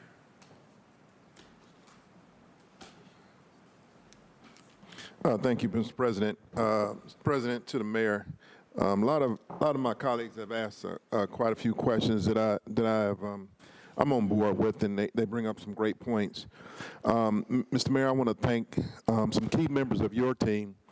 Director Frank Williams is a great director. Director DeRosa, Streets Commissioner Randy Scott. I do look forward to working with Director Nichols in the future. But anyway, I want to thank some of the key members of your team. They've done amazing work. Mr. Mayor, you talked about the investments that the city is making and your administration is making across the board with PIO, with violence prevention, with building and housing initiatives, the initiatives with the Cleveland School Board. A lot of those are great initiatives, and I think those initiatives need to be focused on. But Mr. Mayor, I do want to put something on your radar that I think is lacking as far as our investment, our focuses, and that's with our streets. I think we have to, as a city, we have to put more dollars in our streets. You know, I've seen the way the administration has really been focused on upgrading the West Side Market, been focusing on the golf course, things of that nature. But I think our streets have suffered over the years, and I think that we have to get laser focused on putting more money and finding dollars to put more money back in our residential streets. Mr. Mayor, also what I want to encourage you is that the Back to Basics legislation that you came up with a couple of years ago, I think it was a great idea. And I think the city has benefited from focusing on basics.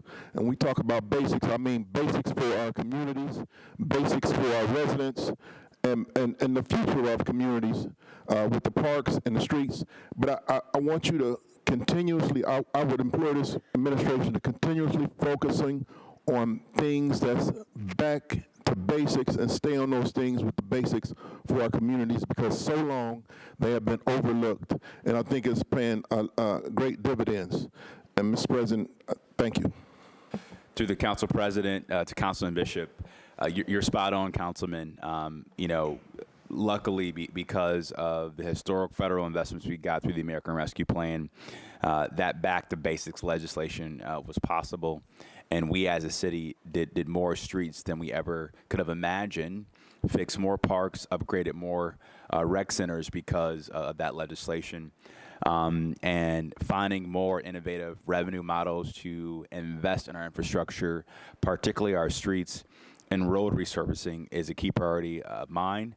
I know I've instructed Paul, Jamie, and Bonnie and their respective teams to really continue to think outside the box in terms of how we put our capital to work better, how we leverage our balance sheet better to make these critical infrastructure upgrades. And so I want to have Paul just very briefly spend just a couple minutes talking about how we manage debt and how we can do a better job of having more capital for critical projects like road resurfacing. Paul?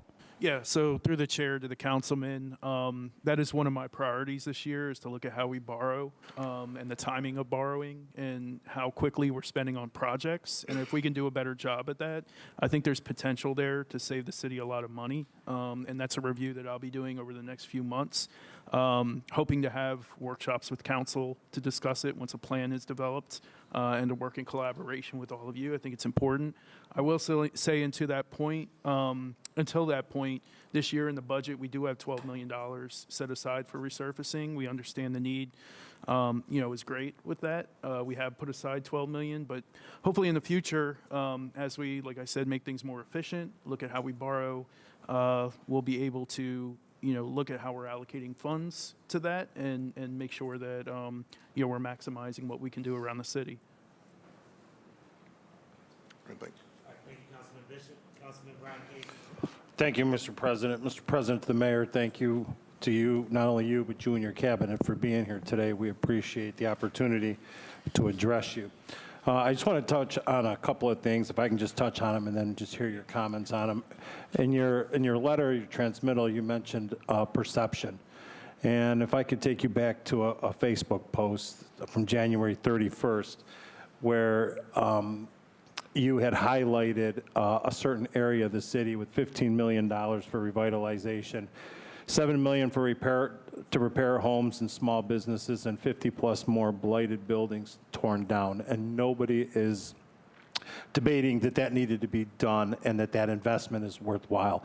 But what does that also say to other portions of the city who are looking for not as much help that way, but some sort of help, and the perception that you're just focusing on one area as opposed to the whole city? That was one thing. A second thing is Gateway. And now with the changing of Rocket Mortgage Fieldhouse's name yet again to Rocket Arena, that was announced this morning. They're now Rocket Arena. No one told me. I don't know if anybody knew. I was just. Either way, Rocket Mortgage Fieldhouse or Rocket Arena or Progressive. Listen, I remember Gund Arena. All right. I would hope that before the administration comes to this council asking for additional dollars for Gateway, that we do repay the $5 million back from where we took it from, and not in a future promise of bonding out money or something like that. I think that money needs to be returned to the entities that it was borrowed from in order to make them whole before we pay anything else, especially the black contractors. That's a lot of money for contractors that was taken. And I won't get into the whole Gateway billionaire thing, but I really do believe that money that was borrowed needs to be repaid or replaced before we decide to give anything else away. And speaking of Gateway with the GCP, when I heard that they had commissioned the study for the Browns' move to Brook Park, it looks like the GCP is more worried about the G than they are the C. And whatever our relationship with the Greater Cleveland Partnership is going forward, and I hope it's a strong bond, I hope they're here for the best, but I really hope that they understand that we're Cleveland, and I understand that they have the Greater Cleveland in mind, but in no way, shape, or form, and I don't really care who sits on their board, that we have an obligation to partner with them for the C and not the G.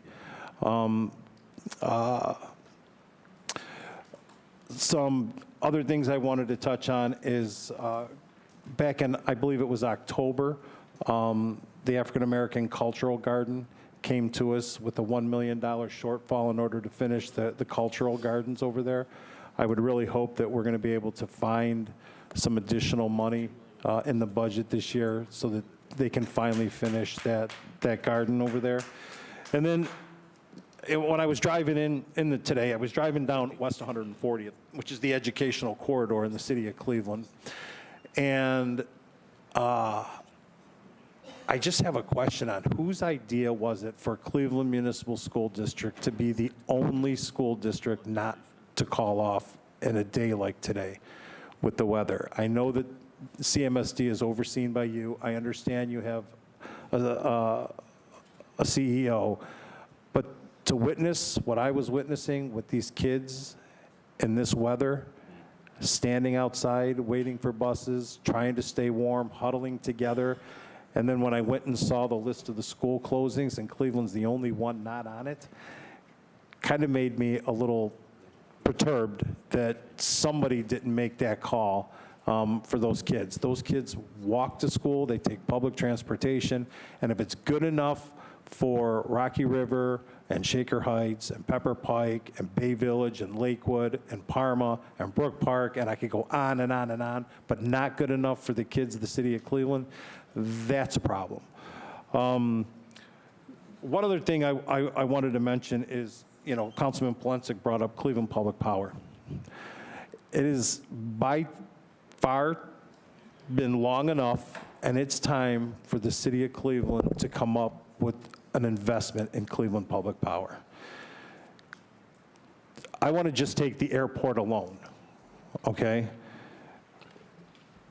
Including this year's budgeted amount, the city of Cleveland is going to pay the same people who tried putting us out of business since 2022 over $16 million to power the airport, when we have our own municipal electric company.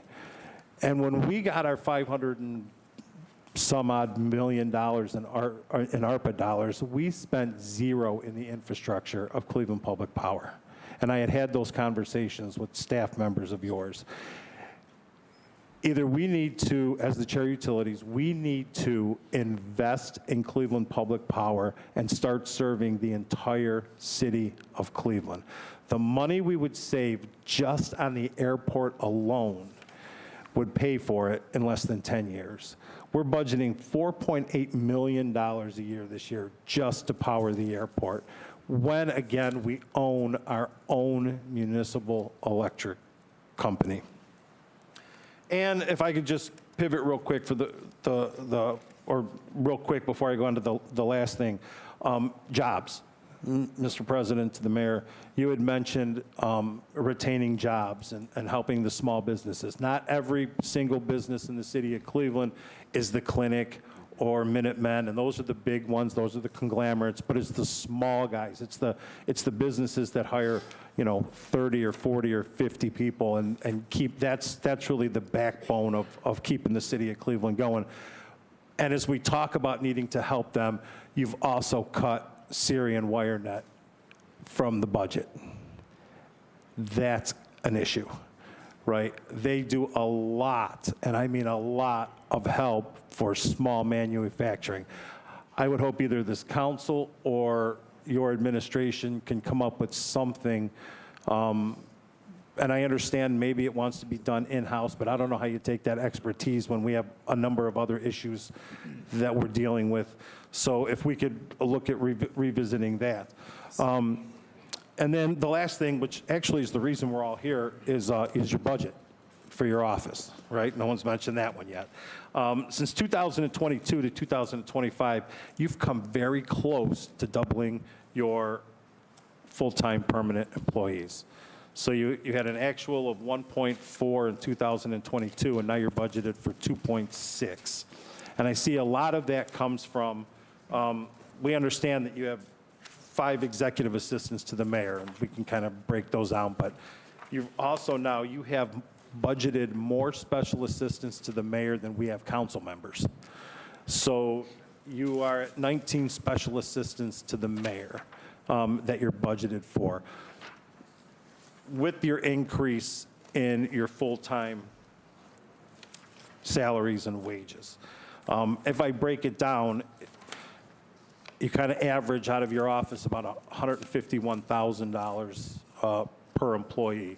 So at some point throughout, when we go into the budget hearings, Mr. Mayor, you know, if you could have your people explain such an increase in the budget and why so many special assistants. And I think a lot of it is, it's not in the flow chart, so we don't know what projects these 19 individuals are working on, or, you know, how it comes about that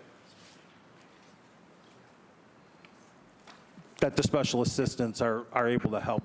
I mean, you look confused. I don't know why, but. Oh, he's not confused. Oh, okay, all right, okay. But just so that we know, you know, how these 19 are better serving the people of the city of Cleveland. Thank you. Great. To the council president, to Councilman Casey, thank you for your comments and questions and some of your important concerns. I want to just touch on as many as I can and pass the ball over to Paul.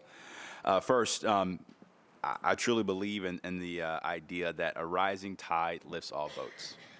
And as you know very well, what Councilman Joe Jones might need in Lee Harbor to create a better economic baseline is going to be very different from what you may need in your ward. And, you know, one of the things that we've tried to do with our Southeast Side Promise initiative is really come up with a pilot program to model how do we have an all-of-government strategy in terms of surgical economic interventions to change the economic tide of a neighborhood. And I think that's a model we can apply across the entire city, but that was really the goal and the focus of the Southeast Side Promise effort.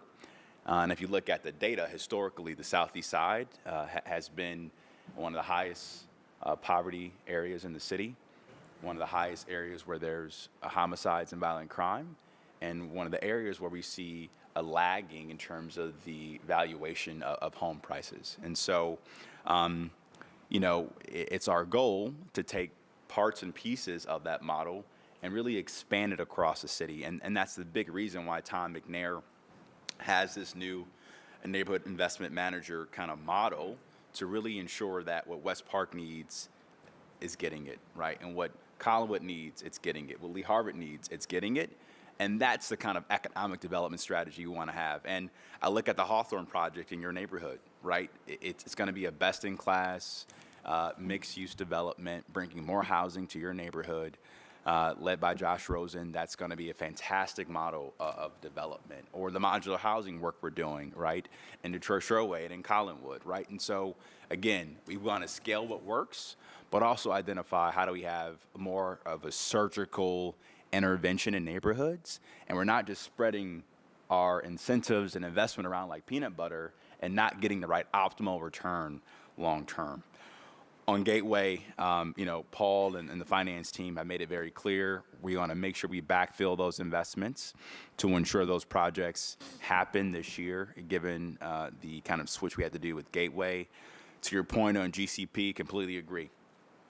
You know, I've been very frustrated, and so is the council president. I've been very frustrated with the lack of support from some of our most prominent business leaders in town talking about the importance of keeping the Browns downtown. In the era of Dig Pogue, it would have gotten done.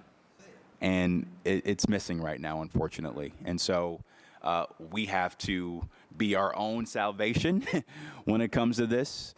And, you know, we should be encouraging the business leaders that we trust and look up to and admire to speak out for Cleveland because we are all taking notice. I'm taking notice.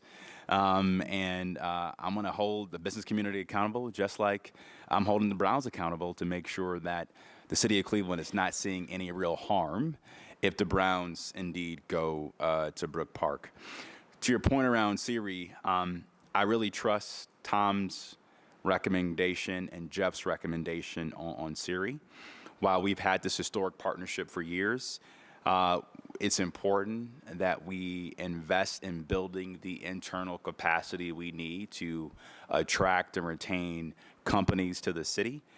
Open to other ideas you may have around Siri, but I really want to allow Tom and Jeff to walk through the rationale on why transitioning that contract makes sense right now.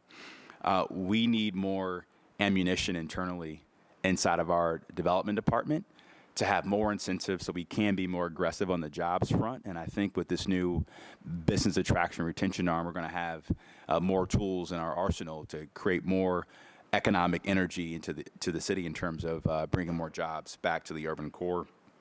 Cultural Garden, completely agree. We got to find a way to get that project done, Councilman Conwell. And you have my word and commitment to work with those leaders to work on a pathway to do that. And on CPP, Director Keene and I have talked extensively about how we can think both short and long term about modernizing CPP.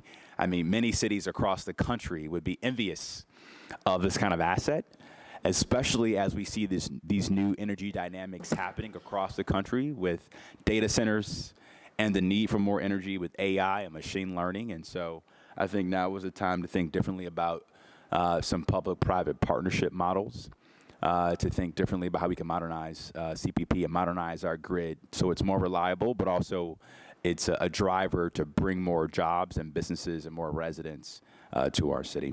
Then I'll have Paul talk about the mayor's office budget and what that means.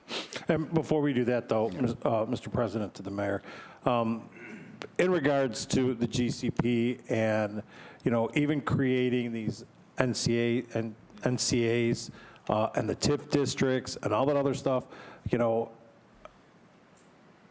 we need to find out, anybody who's going to benefit from an NCA or a TIF district, where they stand on moving that team or fighting to help keep that team right where it belongs. Everybody knows where I stand on that. And for anybody else to benefit anything from the city, they need to have our backs as well. If we're going to do as much as we can to help your core to shore to core to shore, or a bedrock, or anything like that, we really need to find out where their commitment is to the city of Cleveland. And a lot of that commitment is Cleveland Public Power, right? And I realize the big development hasn't chosen anything yet, but we need to start standing up for ourselves, since we don't have a Chamber of Commerce that will do it for us. Thank you. Thank you. Thank you. I have Mr. President, Gray. could he answer the African American Cultural Gardens? What he asked? He did. I ain't hear that. He said he's committed to trying to work with everybody to get it done. Good. All right. Move forward. Okay. Councilwoman Gray, Councilman Danny Kelly, Councilwoman Mara, Councilman Starr. Thank you, Chair. Appreciate it.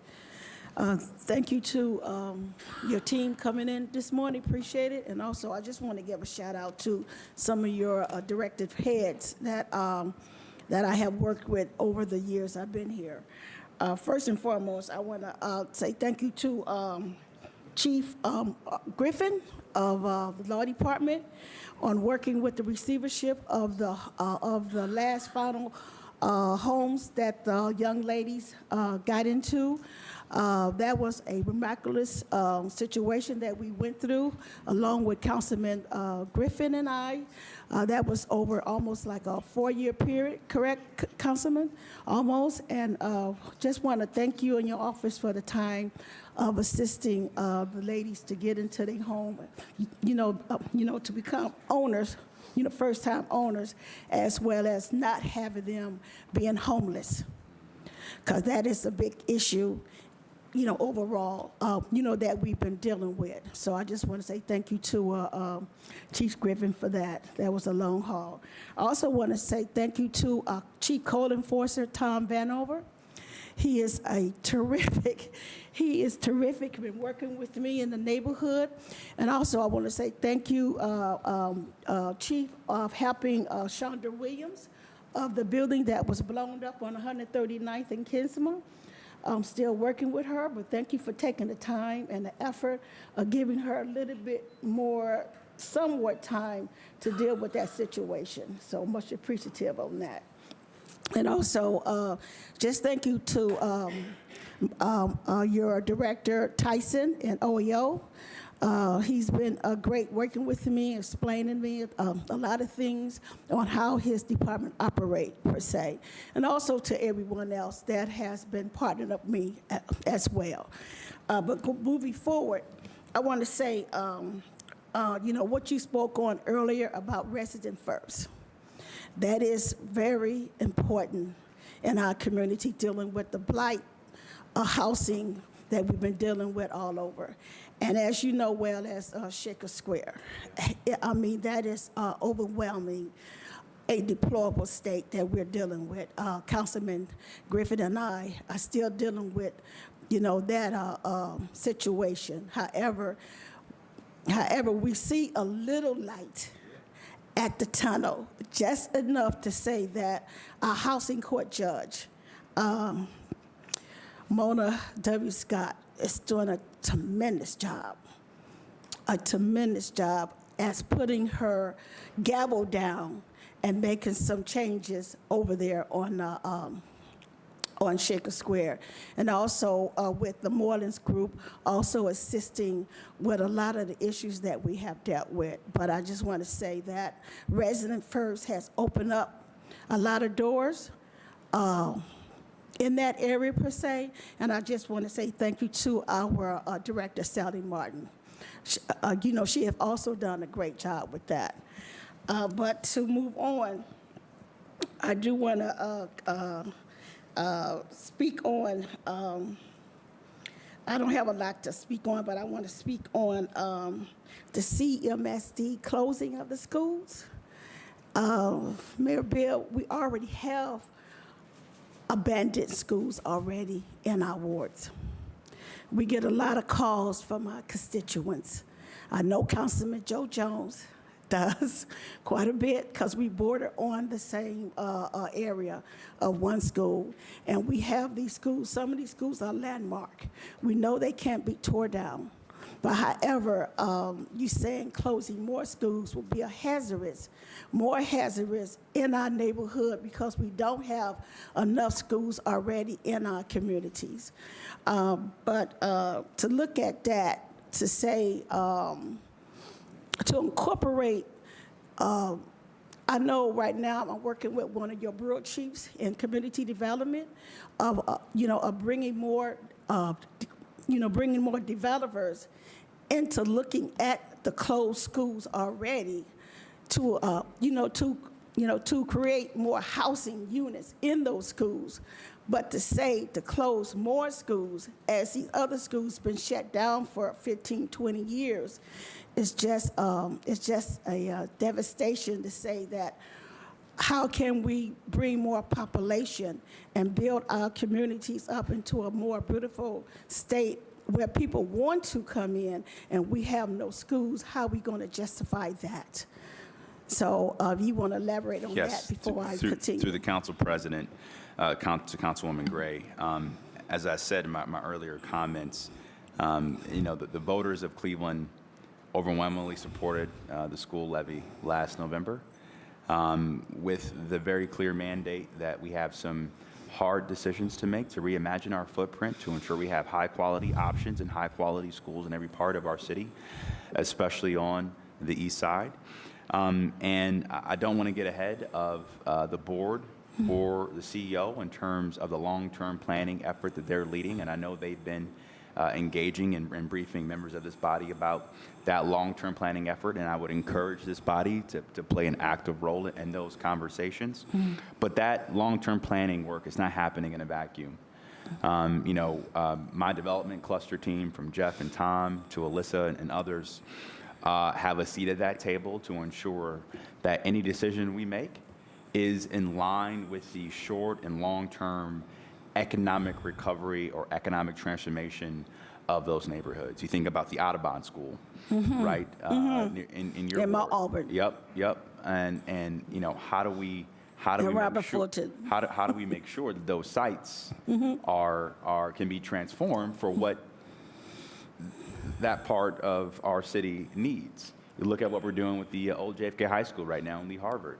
That's going to be, what I believe a best-in-class mixed-use development, right? And so this work won't happen in a vacuum. It's going to take everybody to have input, but we can't delay hard choices that are required to ensure that every child in our city has what they need to be successful. Thank you. Thank you for that answer. I appreciate that. But also, we have to ensure that if we're going to deal with development and population that, that our wards need because of the redistricting, that we just went through, the schools, if the school's going to be available for housing, we need to also look at that as a plan too with the city, since your community development and your chief bureau is working with all of the councils to ensure that we can get a developer to look at these buildings, to buy them, and of course, she had explained the process to me. However, that's something that needs to be looked at as well too, because due to the property taxes. We also have property taxes, and then we also voted for the school board to raise taxes. So on top of taxes on taxes, and then we have all these schools already closed, then you're talking about closing schools in the future. We have to look at that as a whole. So we just need a little bit more push on I believe for myself, we need a little bit on push on deciding on when are we going to get these developers in to look at these buildings so they can purchase, so we can incorporate more housing, before we even look at closing any more schools. Okay, so one more question. Also, I want to just elaborate on something Councilman Casey said about the bus stops. He said he came in and he seen the kids out there in the cold. Yes. I just want to say this. I know this is a budget hearing, but this is part of the school too. I was in my neighborhood one morning, just this weekend. It was cold. And I was looking at some deplorable houses I was taking pictures of.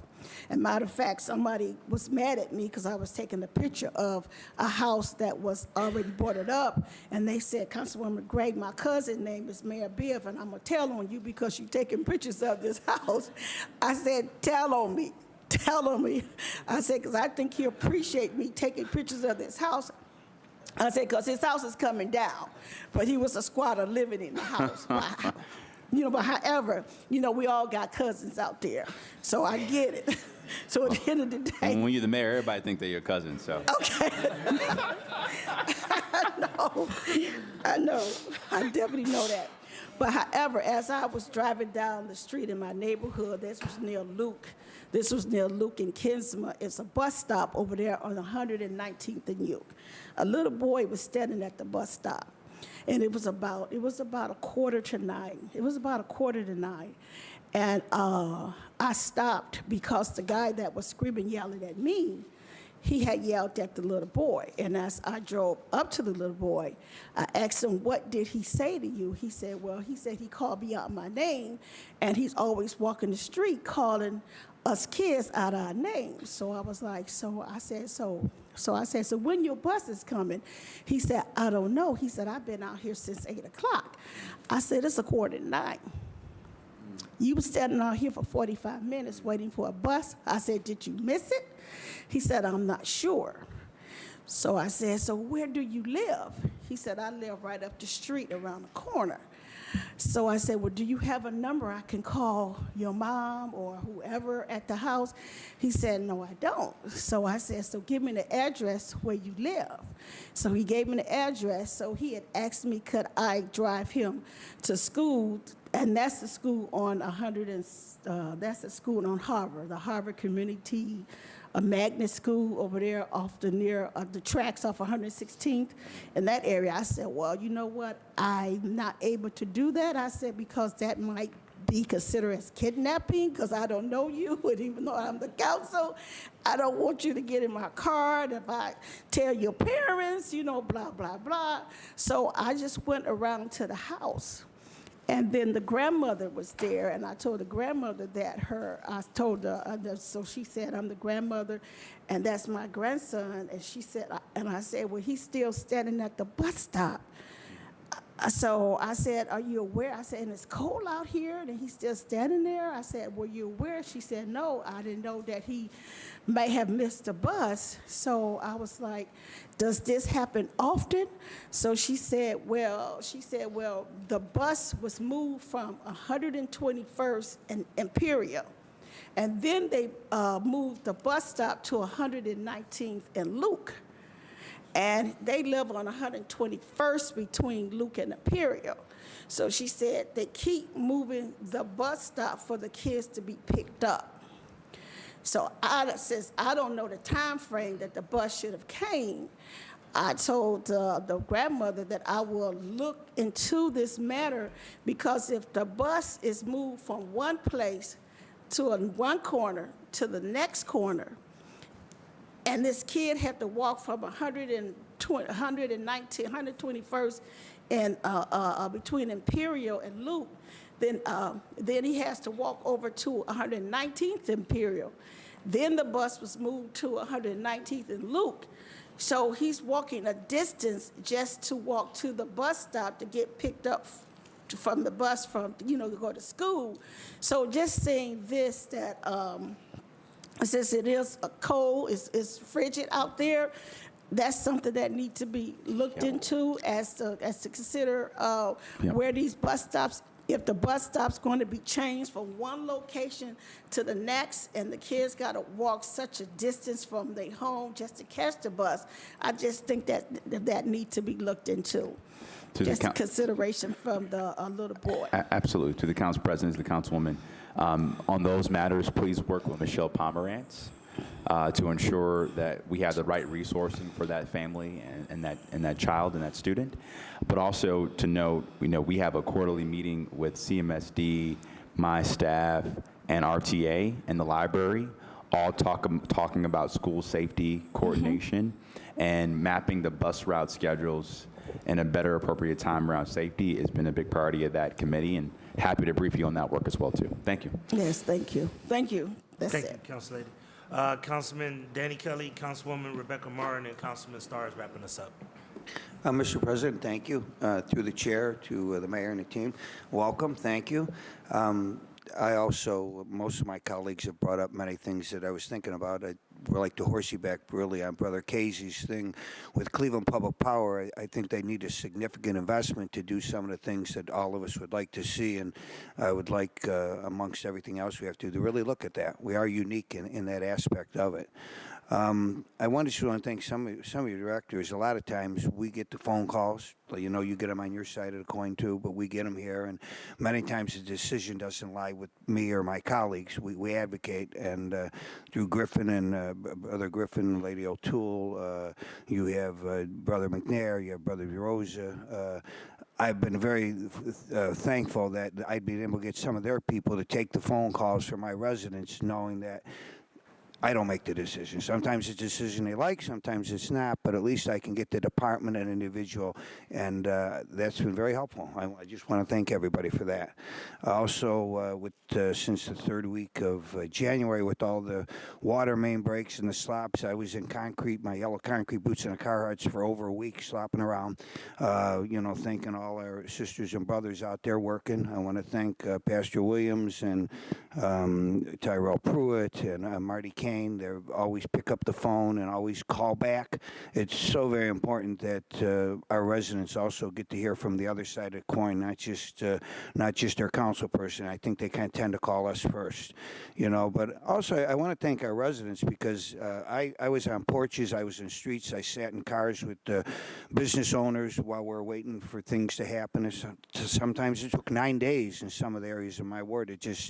Residents had to understand that, like an emergency room, there are elderly, there are hospitals, there are other people. Even though you made the phone call first, that you kind of got bumped down the line, and to let them know that, I did this work for 30 years, out in the weather, out in the cold, and we're human beings. You go from one disaster to the next, and, you don't sleep, you don't eat, you're putting in the time, and our residents were very understanding that everybody really was trying to do the best they could do. So I just want to make sure my residents of Ward 11 know I appreciate their patience for all of that. We met probably 4 years ago before you were mayor, and I told you safety's number one, and education and the airport are my bookends. I still stand by that. Children literacy, some of the things you're doing externally, I think that needs to be done. I really do. The airport, there's been things in the paper with Brother McCormick and other people about maybe looking for outside sources. I appreciated when Brother McCormick said it wasn't privatization, it wasn't union busting. These are good, solid jobs for people with health benefits and pensions, and I don't want to see that go by if we do start looking at something of that nature. But I really think I'm very basic. It starts and ends at the kitchen table, and we need jobs. When we had a lot of people in this town, we had a lot of good jobs. We're not going to get the major players probably now. We are going to get the 10 and 15 people shops that have jobs. I appreciate what McNair is looking at that. I appreciate that. I just want to focus on that. Other thing is Lady Alex, we are going to bring hockey back to Cleveland and Halloran Park for the youngsters in a big way. I'm going to tell you that right now. It is one of the biggest for kids going on for, young minority students and women, and we're going to bring it back, okay? So I thank you for that. The Council President to Councilman Kelly, thank you for your comments and your support. I want to just spend just a few moments talking about the work we've done at the airport, because it is a very important topic, I know, to this body and to our residents and to our businesses. Under the leadership of Director Brian Francis and Chief Tewin, I think we have a strong foundation to transform and modernize our airport for the future. A couple near-term things we've done. As you know, the old Sheraton Hotel has been demolished. We are planning more on-site parking and rental car parking at the site of the old Sheraton Hotel. Secondly, we have, I think, almost 14 brand-new bathrooms at the airport because of funding we got through the bipartisan infrastructure bill. And we've ramped up our custodial staffing as well to make sure our bathrooms are a lot cleaner than they historically have been in the past. We are on target, I believe, to have a brand new expanded TSA checkpoint by the peak travel time this upcoming Thanksgiving. And Bryant and our leadership team are actively involved in the terminal modernization negotiations, which is a $2 to $3 billion transformation of our existing airport. We can't make any decisions about the new management model of that until that deal gets done. So I want to get that deal done first, and then we can have that future conversation. Thank you. To the chair, to the mayor, thank you. In order to get jobs, we need jobs, good-paying jobs. We have to have an airport where you can get on a plane and go where you want to go. Okay, we haven't had that. I really think airports important, and thank you. Appreciate it. Thank you. Councilwoman Rebecca Moore, and then Councilman Richard Starr. Wow, we're almost at good afternoon, and I know I'm standing between us and lunch, Mayor. So I will. First of all, thank my colleagues who I think have asked a number of important questions. And I know that, Mayor, this is really your chance to kind of talk about some of the philosophy and the driving values. And I think you've done a really good job sharing that with us today. I want to hone in on just a couple of things, both related to the work that I focus on citywide and of course, my ward. I noted, first of all, that with the discussion of SERI, you had mentioned, really listening to directors McNair and Chief Epstein.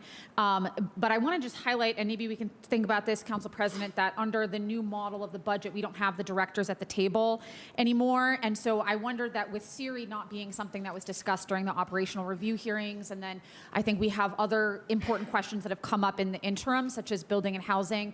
Mayor, would you be willing to commit that if needed, your directors can come to the table to fill in the needs of the finance director through the Council President? I think that's a good. We usually do have the finance director present, but then directors are here in case there are other follow-up questions. That's the way that we have been doing it. So to your point, I think that's a yes, because like Absolutely. I said, even though the directors will really pretty much take their cue from the finance director, we have asked them to make sure they're available. And if there are specific operational or policy questions you have for any chief or director, they are happy to make themselves available. Thank you, Mayor. I had assumed so. I just wanted to make sure, because I know we have a lot come up in the interim.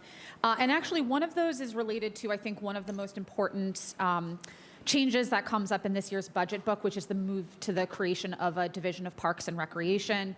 Those divisions weren't able to present a sort of operational review process to council because, of course, they didn't exist this year. And I did note that when just having gotten this a couple of weeks ago and gone through it, it was the first time that I had seen that as we worked to create, I worked alongside Councilwoman Jenny Spencer and many on your team, many at this table, to create the Division of Urban Forestry. We've now created a Division of Urban Forestry with the same commissioner, interim commissioner, as the Division of Parks Maintenance. And then that same interim commissioner, I believe, is still in charge of the vacant lot mowing. So I just want to confirm that is your understanding that we have the same interim commissioner over those 3 divisions in 2 different departments. To the council president, to the councilwoman, that is the current staffing model, but it is our goal to have permanent staffing in those 3 divisions that you mentioned. Yeah, that was, and you already got to my next question, Mayor, which is that I wanted to get your sense of the timeline and process for getting those commissioners in place, not at all because of that particular person who I think is doing a fantastic job, but because we did this because it's too much work for one person. It is just too much work, especially the vacant lot mowing. So, I'd love the thoughts there. To the council president, to the councilwoman, it's just a near-term stopgap until we get permanent leaders in those respective divisions. What's your goal, Mayor, for when we're going to have As a soon as permanent? possible. Okay. I guess if I ask in 3 months, is that going to be a reasonable time frame, you think? As soon as possible. And I know that Director Cole and Frank Williams and Bonnie and Alex are all focused on making sure we have the right leadership team in place with those 3 respective divisions.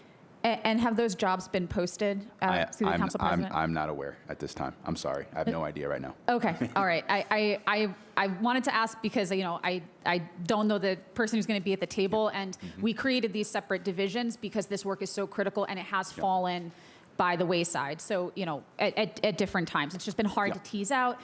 And for instance, just for the listening public following along, the neighborhoods that I serve, like Slavic Village, we have an abundance of vacant properties, vacant lots that we are trying to mow. And if everything goes according to plan, our goal is to mow it once every 7 weeks. And under this new budget, we've moved the contractual services and the budgeting for that vacant lot mowing process under Public Works Administration rather than its own division. So it's still sort of mushed in together with other groups. So I really want to highlight the need to make sure that as we tease apart these different divisions, that they're structured independently and have independent leadership in the budget book. Completely agree. Thank you very much, Mayor. I appreciate it. So, I want to go next talking about status quo funding for our CDCs. And I wanted to take a moment, if you don't mind, to share. I think you've laid out a clear philosophy there, and I want to add an additional layer to it, which is that the funding for our CDCs has traditionally flown through City Council, and of course those lines have changed, and our CDCs have different boundaries, and sometimes those boundaries change with the ward line, sometimes they don't. And so I'll lay on the table for my colleagues, and I hope for you, Mayor, that in addition to thinking about what status quo funding means and what's effective, I'm also making sure that the CDCs in Ward 12 remain whole, and that the funding doesn't change drastically because of the ward line. So I wanted to express that commitment to the table and to you, Mayor. Great. Thank you. I wanted to next briefly touch on EMS. I know that we had, the commissioner had come to the operational review hearings, mentioned a slightly higher line item number than what ended up in the budget book, and there's been a request from the union and from the staff at EMS to move to that higher number of budgets. I believe a higher number of budgeted full-time positions. I believe it's 11 additional. Mayor, do you have a position on that requested increase at this time? To the council president, to the councilwoman, it's important that we continue our conversations with both CARE and EMS to ensure they have the adequate staffing levels. I believe this budget gives them those adequate staffing levels. There was some vacancies that they inherited from prior year budget that I know Jim and Paul can speak to. But I'm open to future conversations between this body and EMS leadership to ensure they have what they need. However, I believe this budget sets forth the right adequate staffing levels inside EMS. If they exceed that, willing to go back to the table to give them additional support if that's what's needed. Jim, Paul, you want to add to that? Yeah, through the chair, the council person. Right now in this budget, they have 17 vacancies. So what we kind of talked to EMS about, if they fill those vacancies or get close to filling those vacancies, we'd relook at this mid-year. But right now they have 17 vacancies. So we're looking forward to them filling those vacancies and taking a second look at additional staffing if needed. Thank you. Just thinking a little bit about how we manage those types of mid-year adjustments, you know, I believe it was 1 year ago, not 2 years ago, that we were looking at a vacancy pool approach to managing those mid-year adjustments. We're clearly not doing that anymore. How do you anticipate, if you're looking at a mid-year adjustment, how do you anticipate funding something like that through the council president? Through the chair, the council person, we would take a look at the performance during the year. If there's vacancies in other departments or divisions that haven't been filled, we may be able to reduce those. But as the year progresses, what to take a look at how much revenue is coming in, where we're saving money on expenses. So we look forward, if they do fill those positions, to take a look at that. But we can come back anytime mid-year or if they make progress filling those positions. Thank you. I think that's an important thing for all of us to hear, that, you know, there's a question sometimes I think about when the flexibility appears. Sometimes it feels like it's very easy to find money when it's a sports stadium or when it's a key asset. And then sometimes it seems very hard to find funding. It seems very hard to find funding. You know, I've been just talking about the world we're living in right now. Talking about whether we can have a full-time LGBT liaison who helps us navigate some of the questions about how we remain a open and affirming and welcoming city for here in Cleveland. And it's felt like, boy, that is, you can't find money for that. And then other times it seems like the money is available. And I think sometimes we say the budget is, this is the one time a year where we get to do it, and then if it's not in there and it's not a priority, it's not getting done. But you know, there are times when we find that flexibility, and it might not be that one particular liaison position is important, or it might be that these EMS positions are particularly important. But I think as a council, I want us to think a little bit about when we hear that there's flexibility at the table and when we hear that there's not, and make sure that our priorities and the priorities of our residents are being truly fulfilled over the course of the year. And I'll conclude there, Council President. Thank you. Very valid points. I will ask the policy staff to the councilwoman's point about the LGBT liaison, that we use that as a follow-up conversation, especially with other special assistants in the mayor's office. I know that that's a priority, so let's have that conversation. We will be talking more about the actual EMS. That's one of the things that we wanted to leave towards public safety, but I do want to make sure that Councilwoman's points are well taken, okay? Sure. All right, thank you. Councilman Starr, you have the last word of the morning. Thank you, Council President. Thank you, Mayor, as well as the Cabinet, for coming here today just to discuss what is going on as far as this upcoming year's budget. I think it's very important for us to have these conversations, that be open and transparent amongst each other to figure out what we're doing with the budget, and that is very important. So I will try to be as brief, very brief, Council President. Like I told you, I will be, as well as to the mayor, through the chair. One of the things I definitely would like to ask is, through the Council President to the mayor, is within your budget for this year, in which department are we working to address food desert issues. That is something that for the last 3 years of me serving on this wonderful body is a question that I get asked at every community meeting, every grocery store outside of my ward that I travel to is, how do we address food desert issues that is taking place in the city of Cleveland from the lens of us as the elected officials in the city through the chair? Through the council president to the councilman, your feedback is spot on. We have a food insecurity problem in our city. We've done a couple things to address it. One, our administration, with your support and partnership, gave additional funding to extend the lease of Dave's, I believe in Shaker Square. And we continue to have a watchful eye on not only Dave's, but in Dave's in Shaker Square, Dave's in Lee Harvard. We had an issue potentially with Heinen's downtown as well. And so we continue to talk to our local grocery store operators to determine how the city of Cleveland can be a good faith partner in keeping them in the urban core into our city. Secondly, we are working with Councilman Palentic on finding a long-term fix for the old Dave's grocery store site in Collinwood. Who knows what can be a part of that site? I would like for some food option to be a part of that mixed-use development strategy that we're talking about. And then we have a leader inside of public health in Dr. Margolis' office, and her sole focus is on examining different incentives, different policy options to address our food insecurity issues. And so happy for Dr. Margolis to have her come and brief this body about the progress that she has been leading. And I would really encourage members of this body to work with my leadership team. If you're sourcing deal opportunities that include a grocery store operator that's of high quality, be very clear about that, high quality grocery store operator, let us know how we can help you with those deals in terms of incentives. We want to make sure that we are a good partner because we want everybody in our city to have access to fresh foods within 15 minutes of where they live. That's a big vision that we have across our entire administration. Thank you, Mayor. And through the chair, to that point, obviously, Central Neighborhood lost a grocery store long before some of these other neighborhoods lost a grocery store.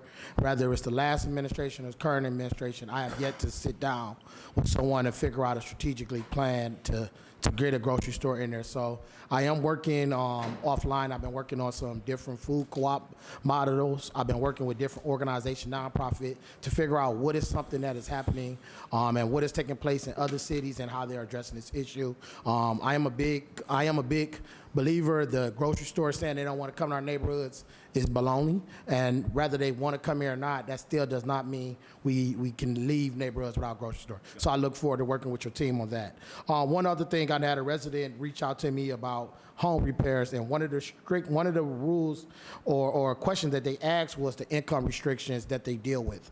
Oftentimes when whether it's federal dollars or different dollars coming out, is always the option of a loan. But when it comes to grants or anything like that, they always attribute everything to saying, hey, if I make $55,000 and I'm on the back end of my mortgage and my kids is now grown, now you're telling me I make too much. But at the end of the day, when you talk about the cost of inflation and you talk about where they are at in their career, they probably reach the ceiling in some of their jobs, so they really don't necessarily make enough money to address these home repairs. And one resident did hit me with a big old thing like, well, we getting money for this project versus this project, and I try not to base project versus project because there's different funding sources that's available for certain things that we can go after.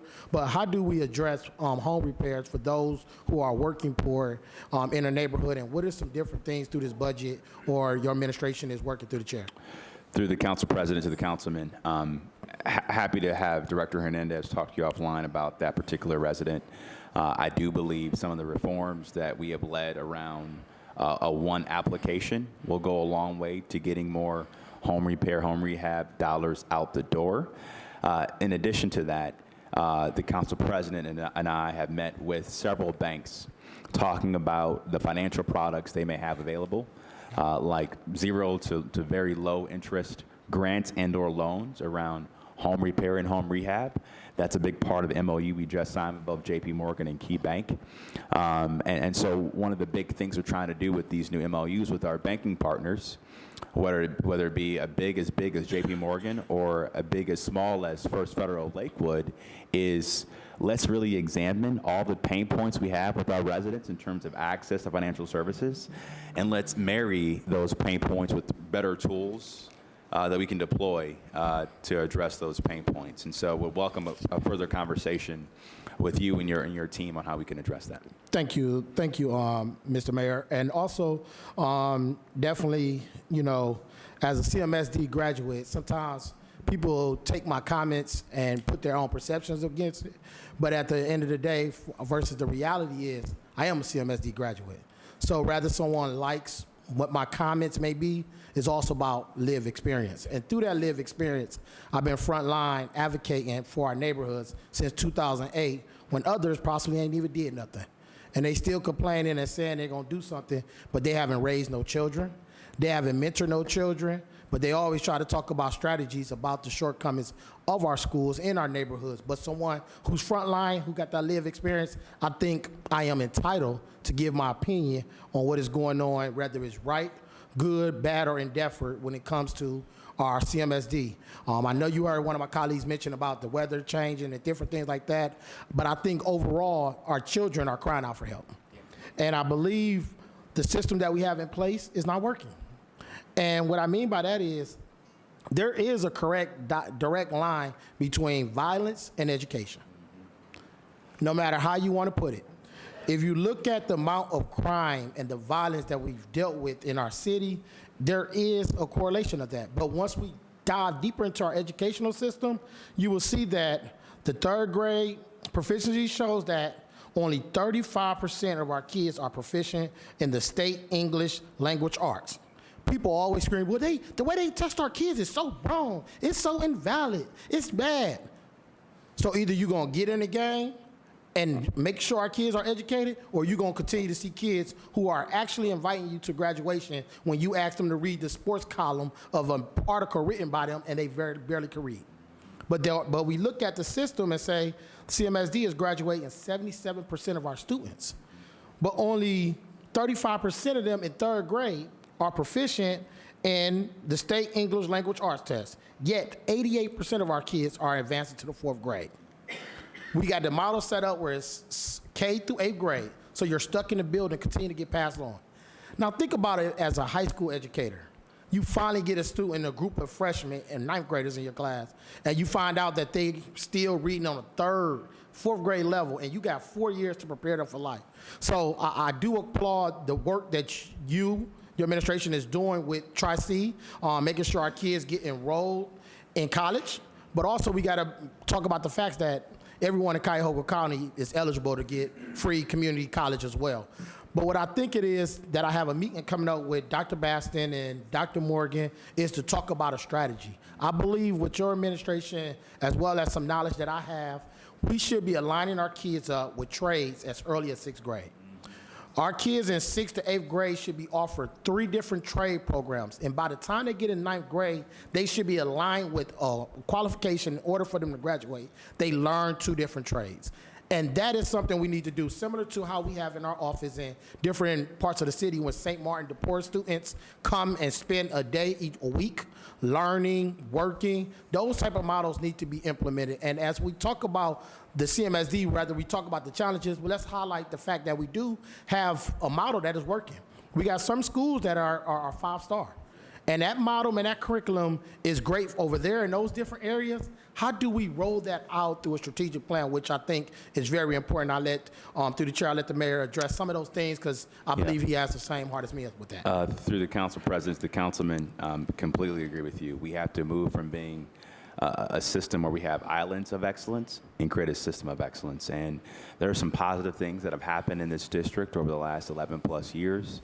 We still have more work to do, especially in terms of making sure that every young person is getting the same high quality curriculum around reading, math, and science, so that when they graduate, they have the skills to compete, whether it's joining the building trades or joining as a nurse's assistant at the Cleveland Clinic, or going to a 4-year college, right? And that's the work that I know Dr. Morgan and the board are very focused on and passionate about. And I welcome your partnership to work with us to ensure we're exposing young people to the jobs of today, but the jobs of the future as early as 6th grade. And I think your point of view would play dividends for us as we move forward. Yes, I look forward to you because out of that 77% graduation rate, only 20% of our students are college ready, career ready, workforce ready, and military. Those are some that's a challenge. So at the end of the day, they might turn it to the streets and become a part of this statistics where you look at the homicides in Cleveland. Obviously, from 2019 we had 129, in 2020 we had 188. 2021, we had 175. 2022, we had 169. 2023, we had 165. And then 2024, we had 127. So in total, between the last 6 years, we lost 953 people in our city. And whether people talk about systems or not, we look at what's going on. If we pushing everybody out without having some real core values to make sure that is more than 26% are ready for career, I'll tell you, quite frankly, Mayor, you can open up every department and put open jobs for everyone, but can they actually read, write, and be competent to do the job, to fill those positions? And I think that's something tough that we have to challenge and work together to be able to address some of those issues. But as we talk about just youth in general, I am a park recreational kid. I grew up in, obviously, the Boys and Girls Club, but I grew up in Lonnie Burton Recreation Center. And I think some alignment needs to go on. We have so many different offices, departments, and everybody's doing program. And then we're doing a lot of that in the recreational program. And I believe it was great that we separated Parks and Recreation, which was great, and you're part of as your leadership. But I think Park and Recreation should get the opportunity to run these programs. And I believe one of the things that happens that is challenging is we have a lot of people participation. And like I said, I got live experience. My participation could be I came in, signed in, and I left. But if the Parks and Recreation don't have oversight of that programming, how can they retain them? When I was a director working in recreation and working at the Boys and Girls Club, I had to come up with a recruitment plan for my entire staff. And through that recruitment plan, it came knocking on doors, going into the partnership with the schools so they can know about the program and what we have. And I believe some of our programs that we offering inside of some of our neighborhood recreational centers, to be honest, there's not that many people participating. You may signed in, but are you really participating? So therefore, now we scale back and take those programs away and we try to push them to another area.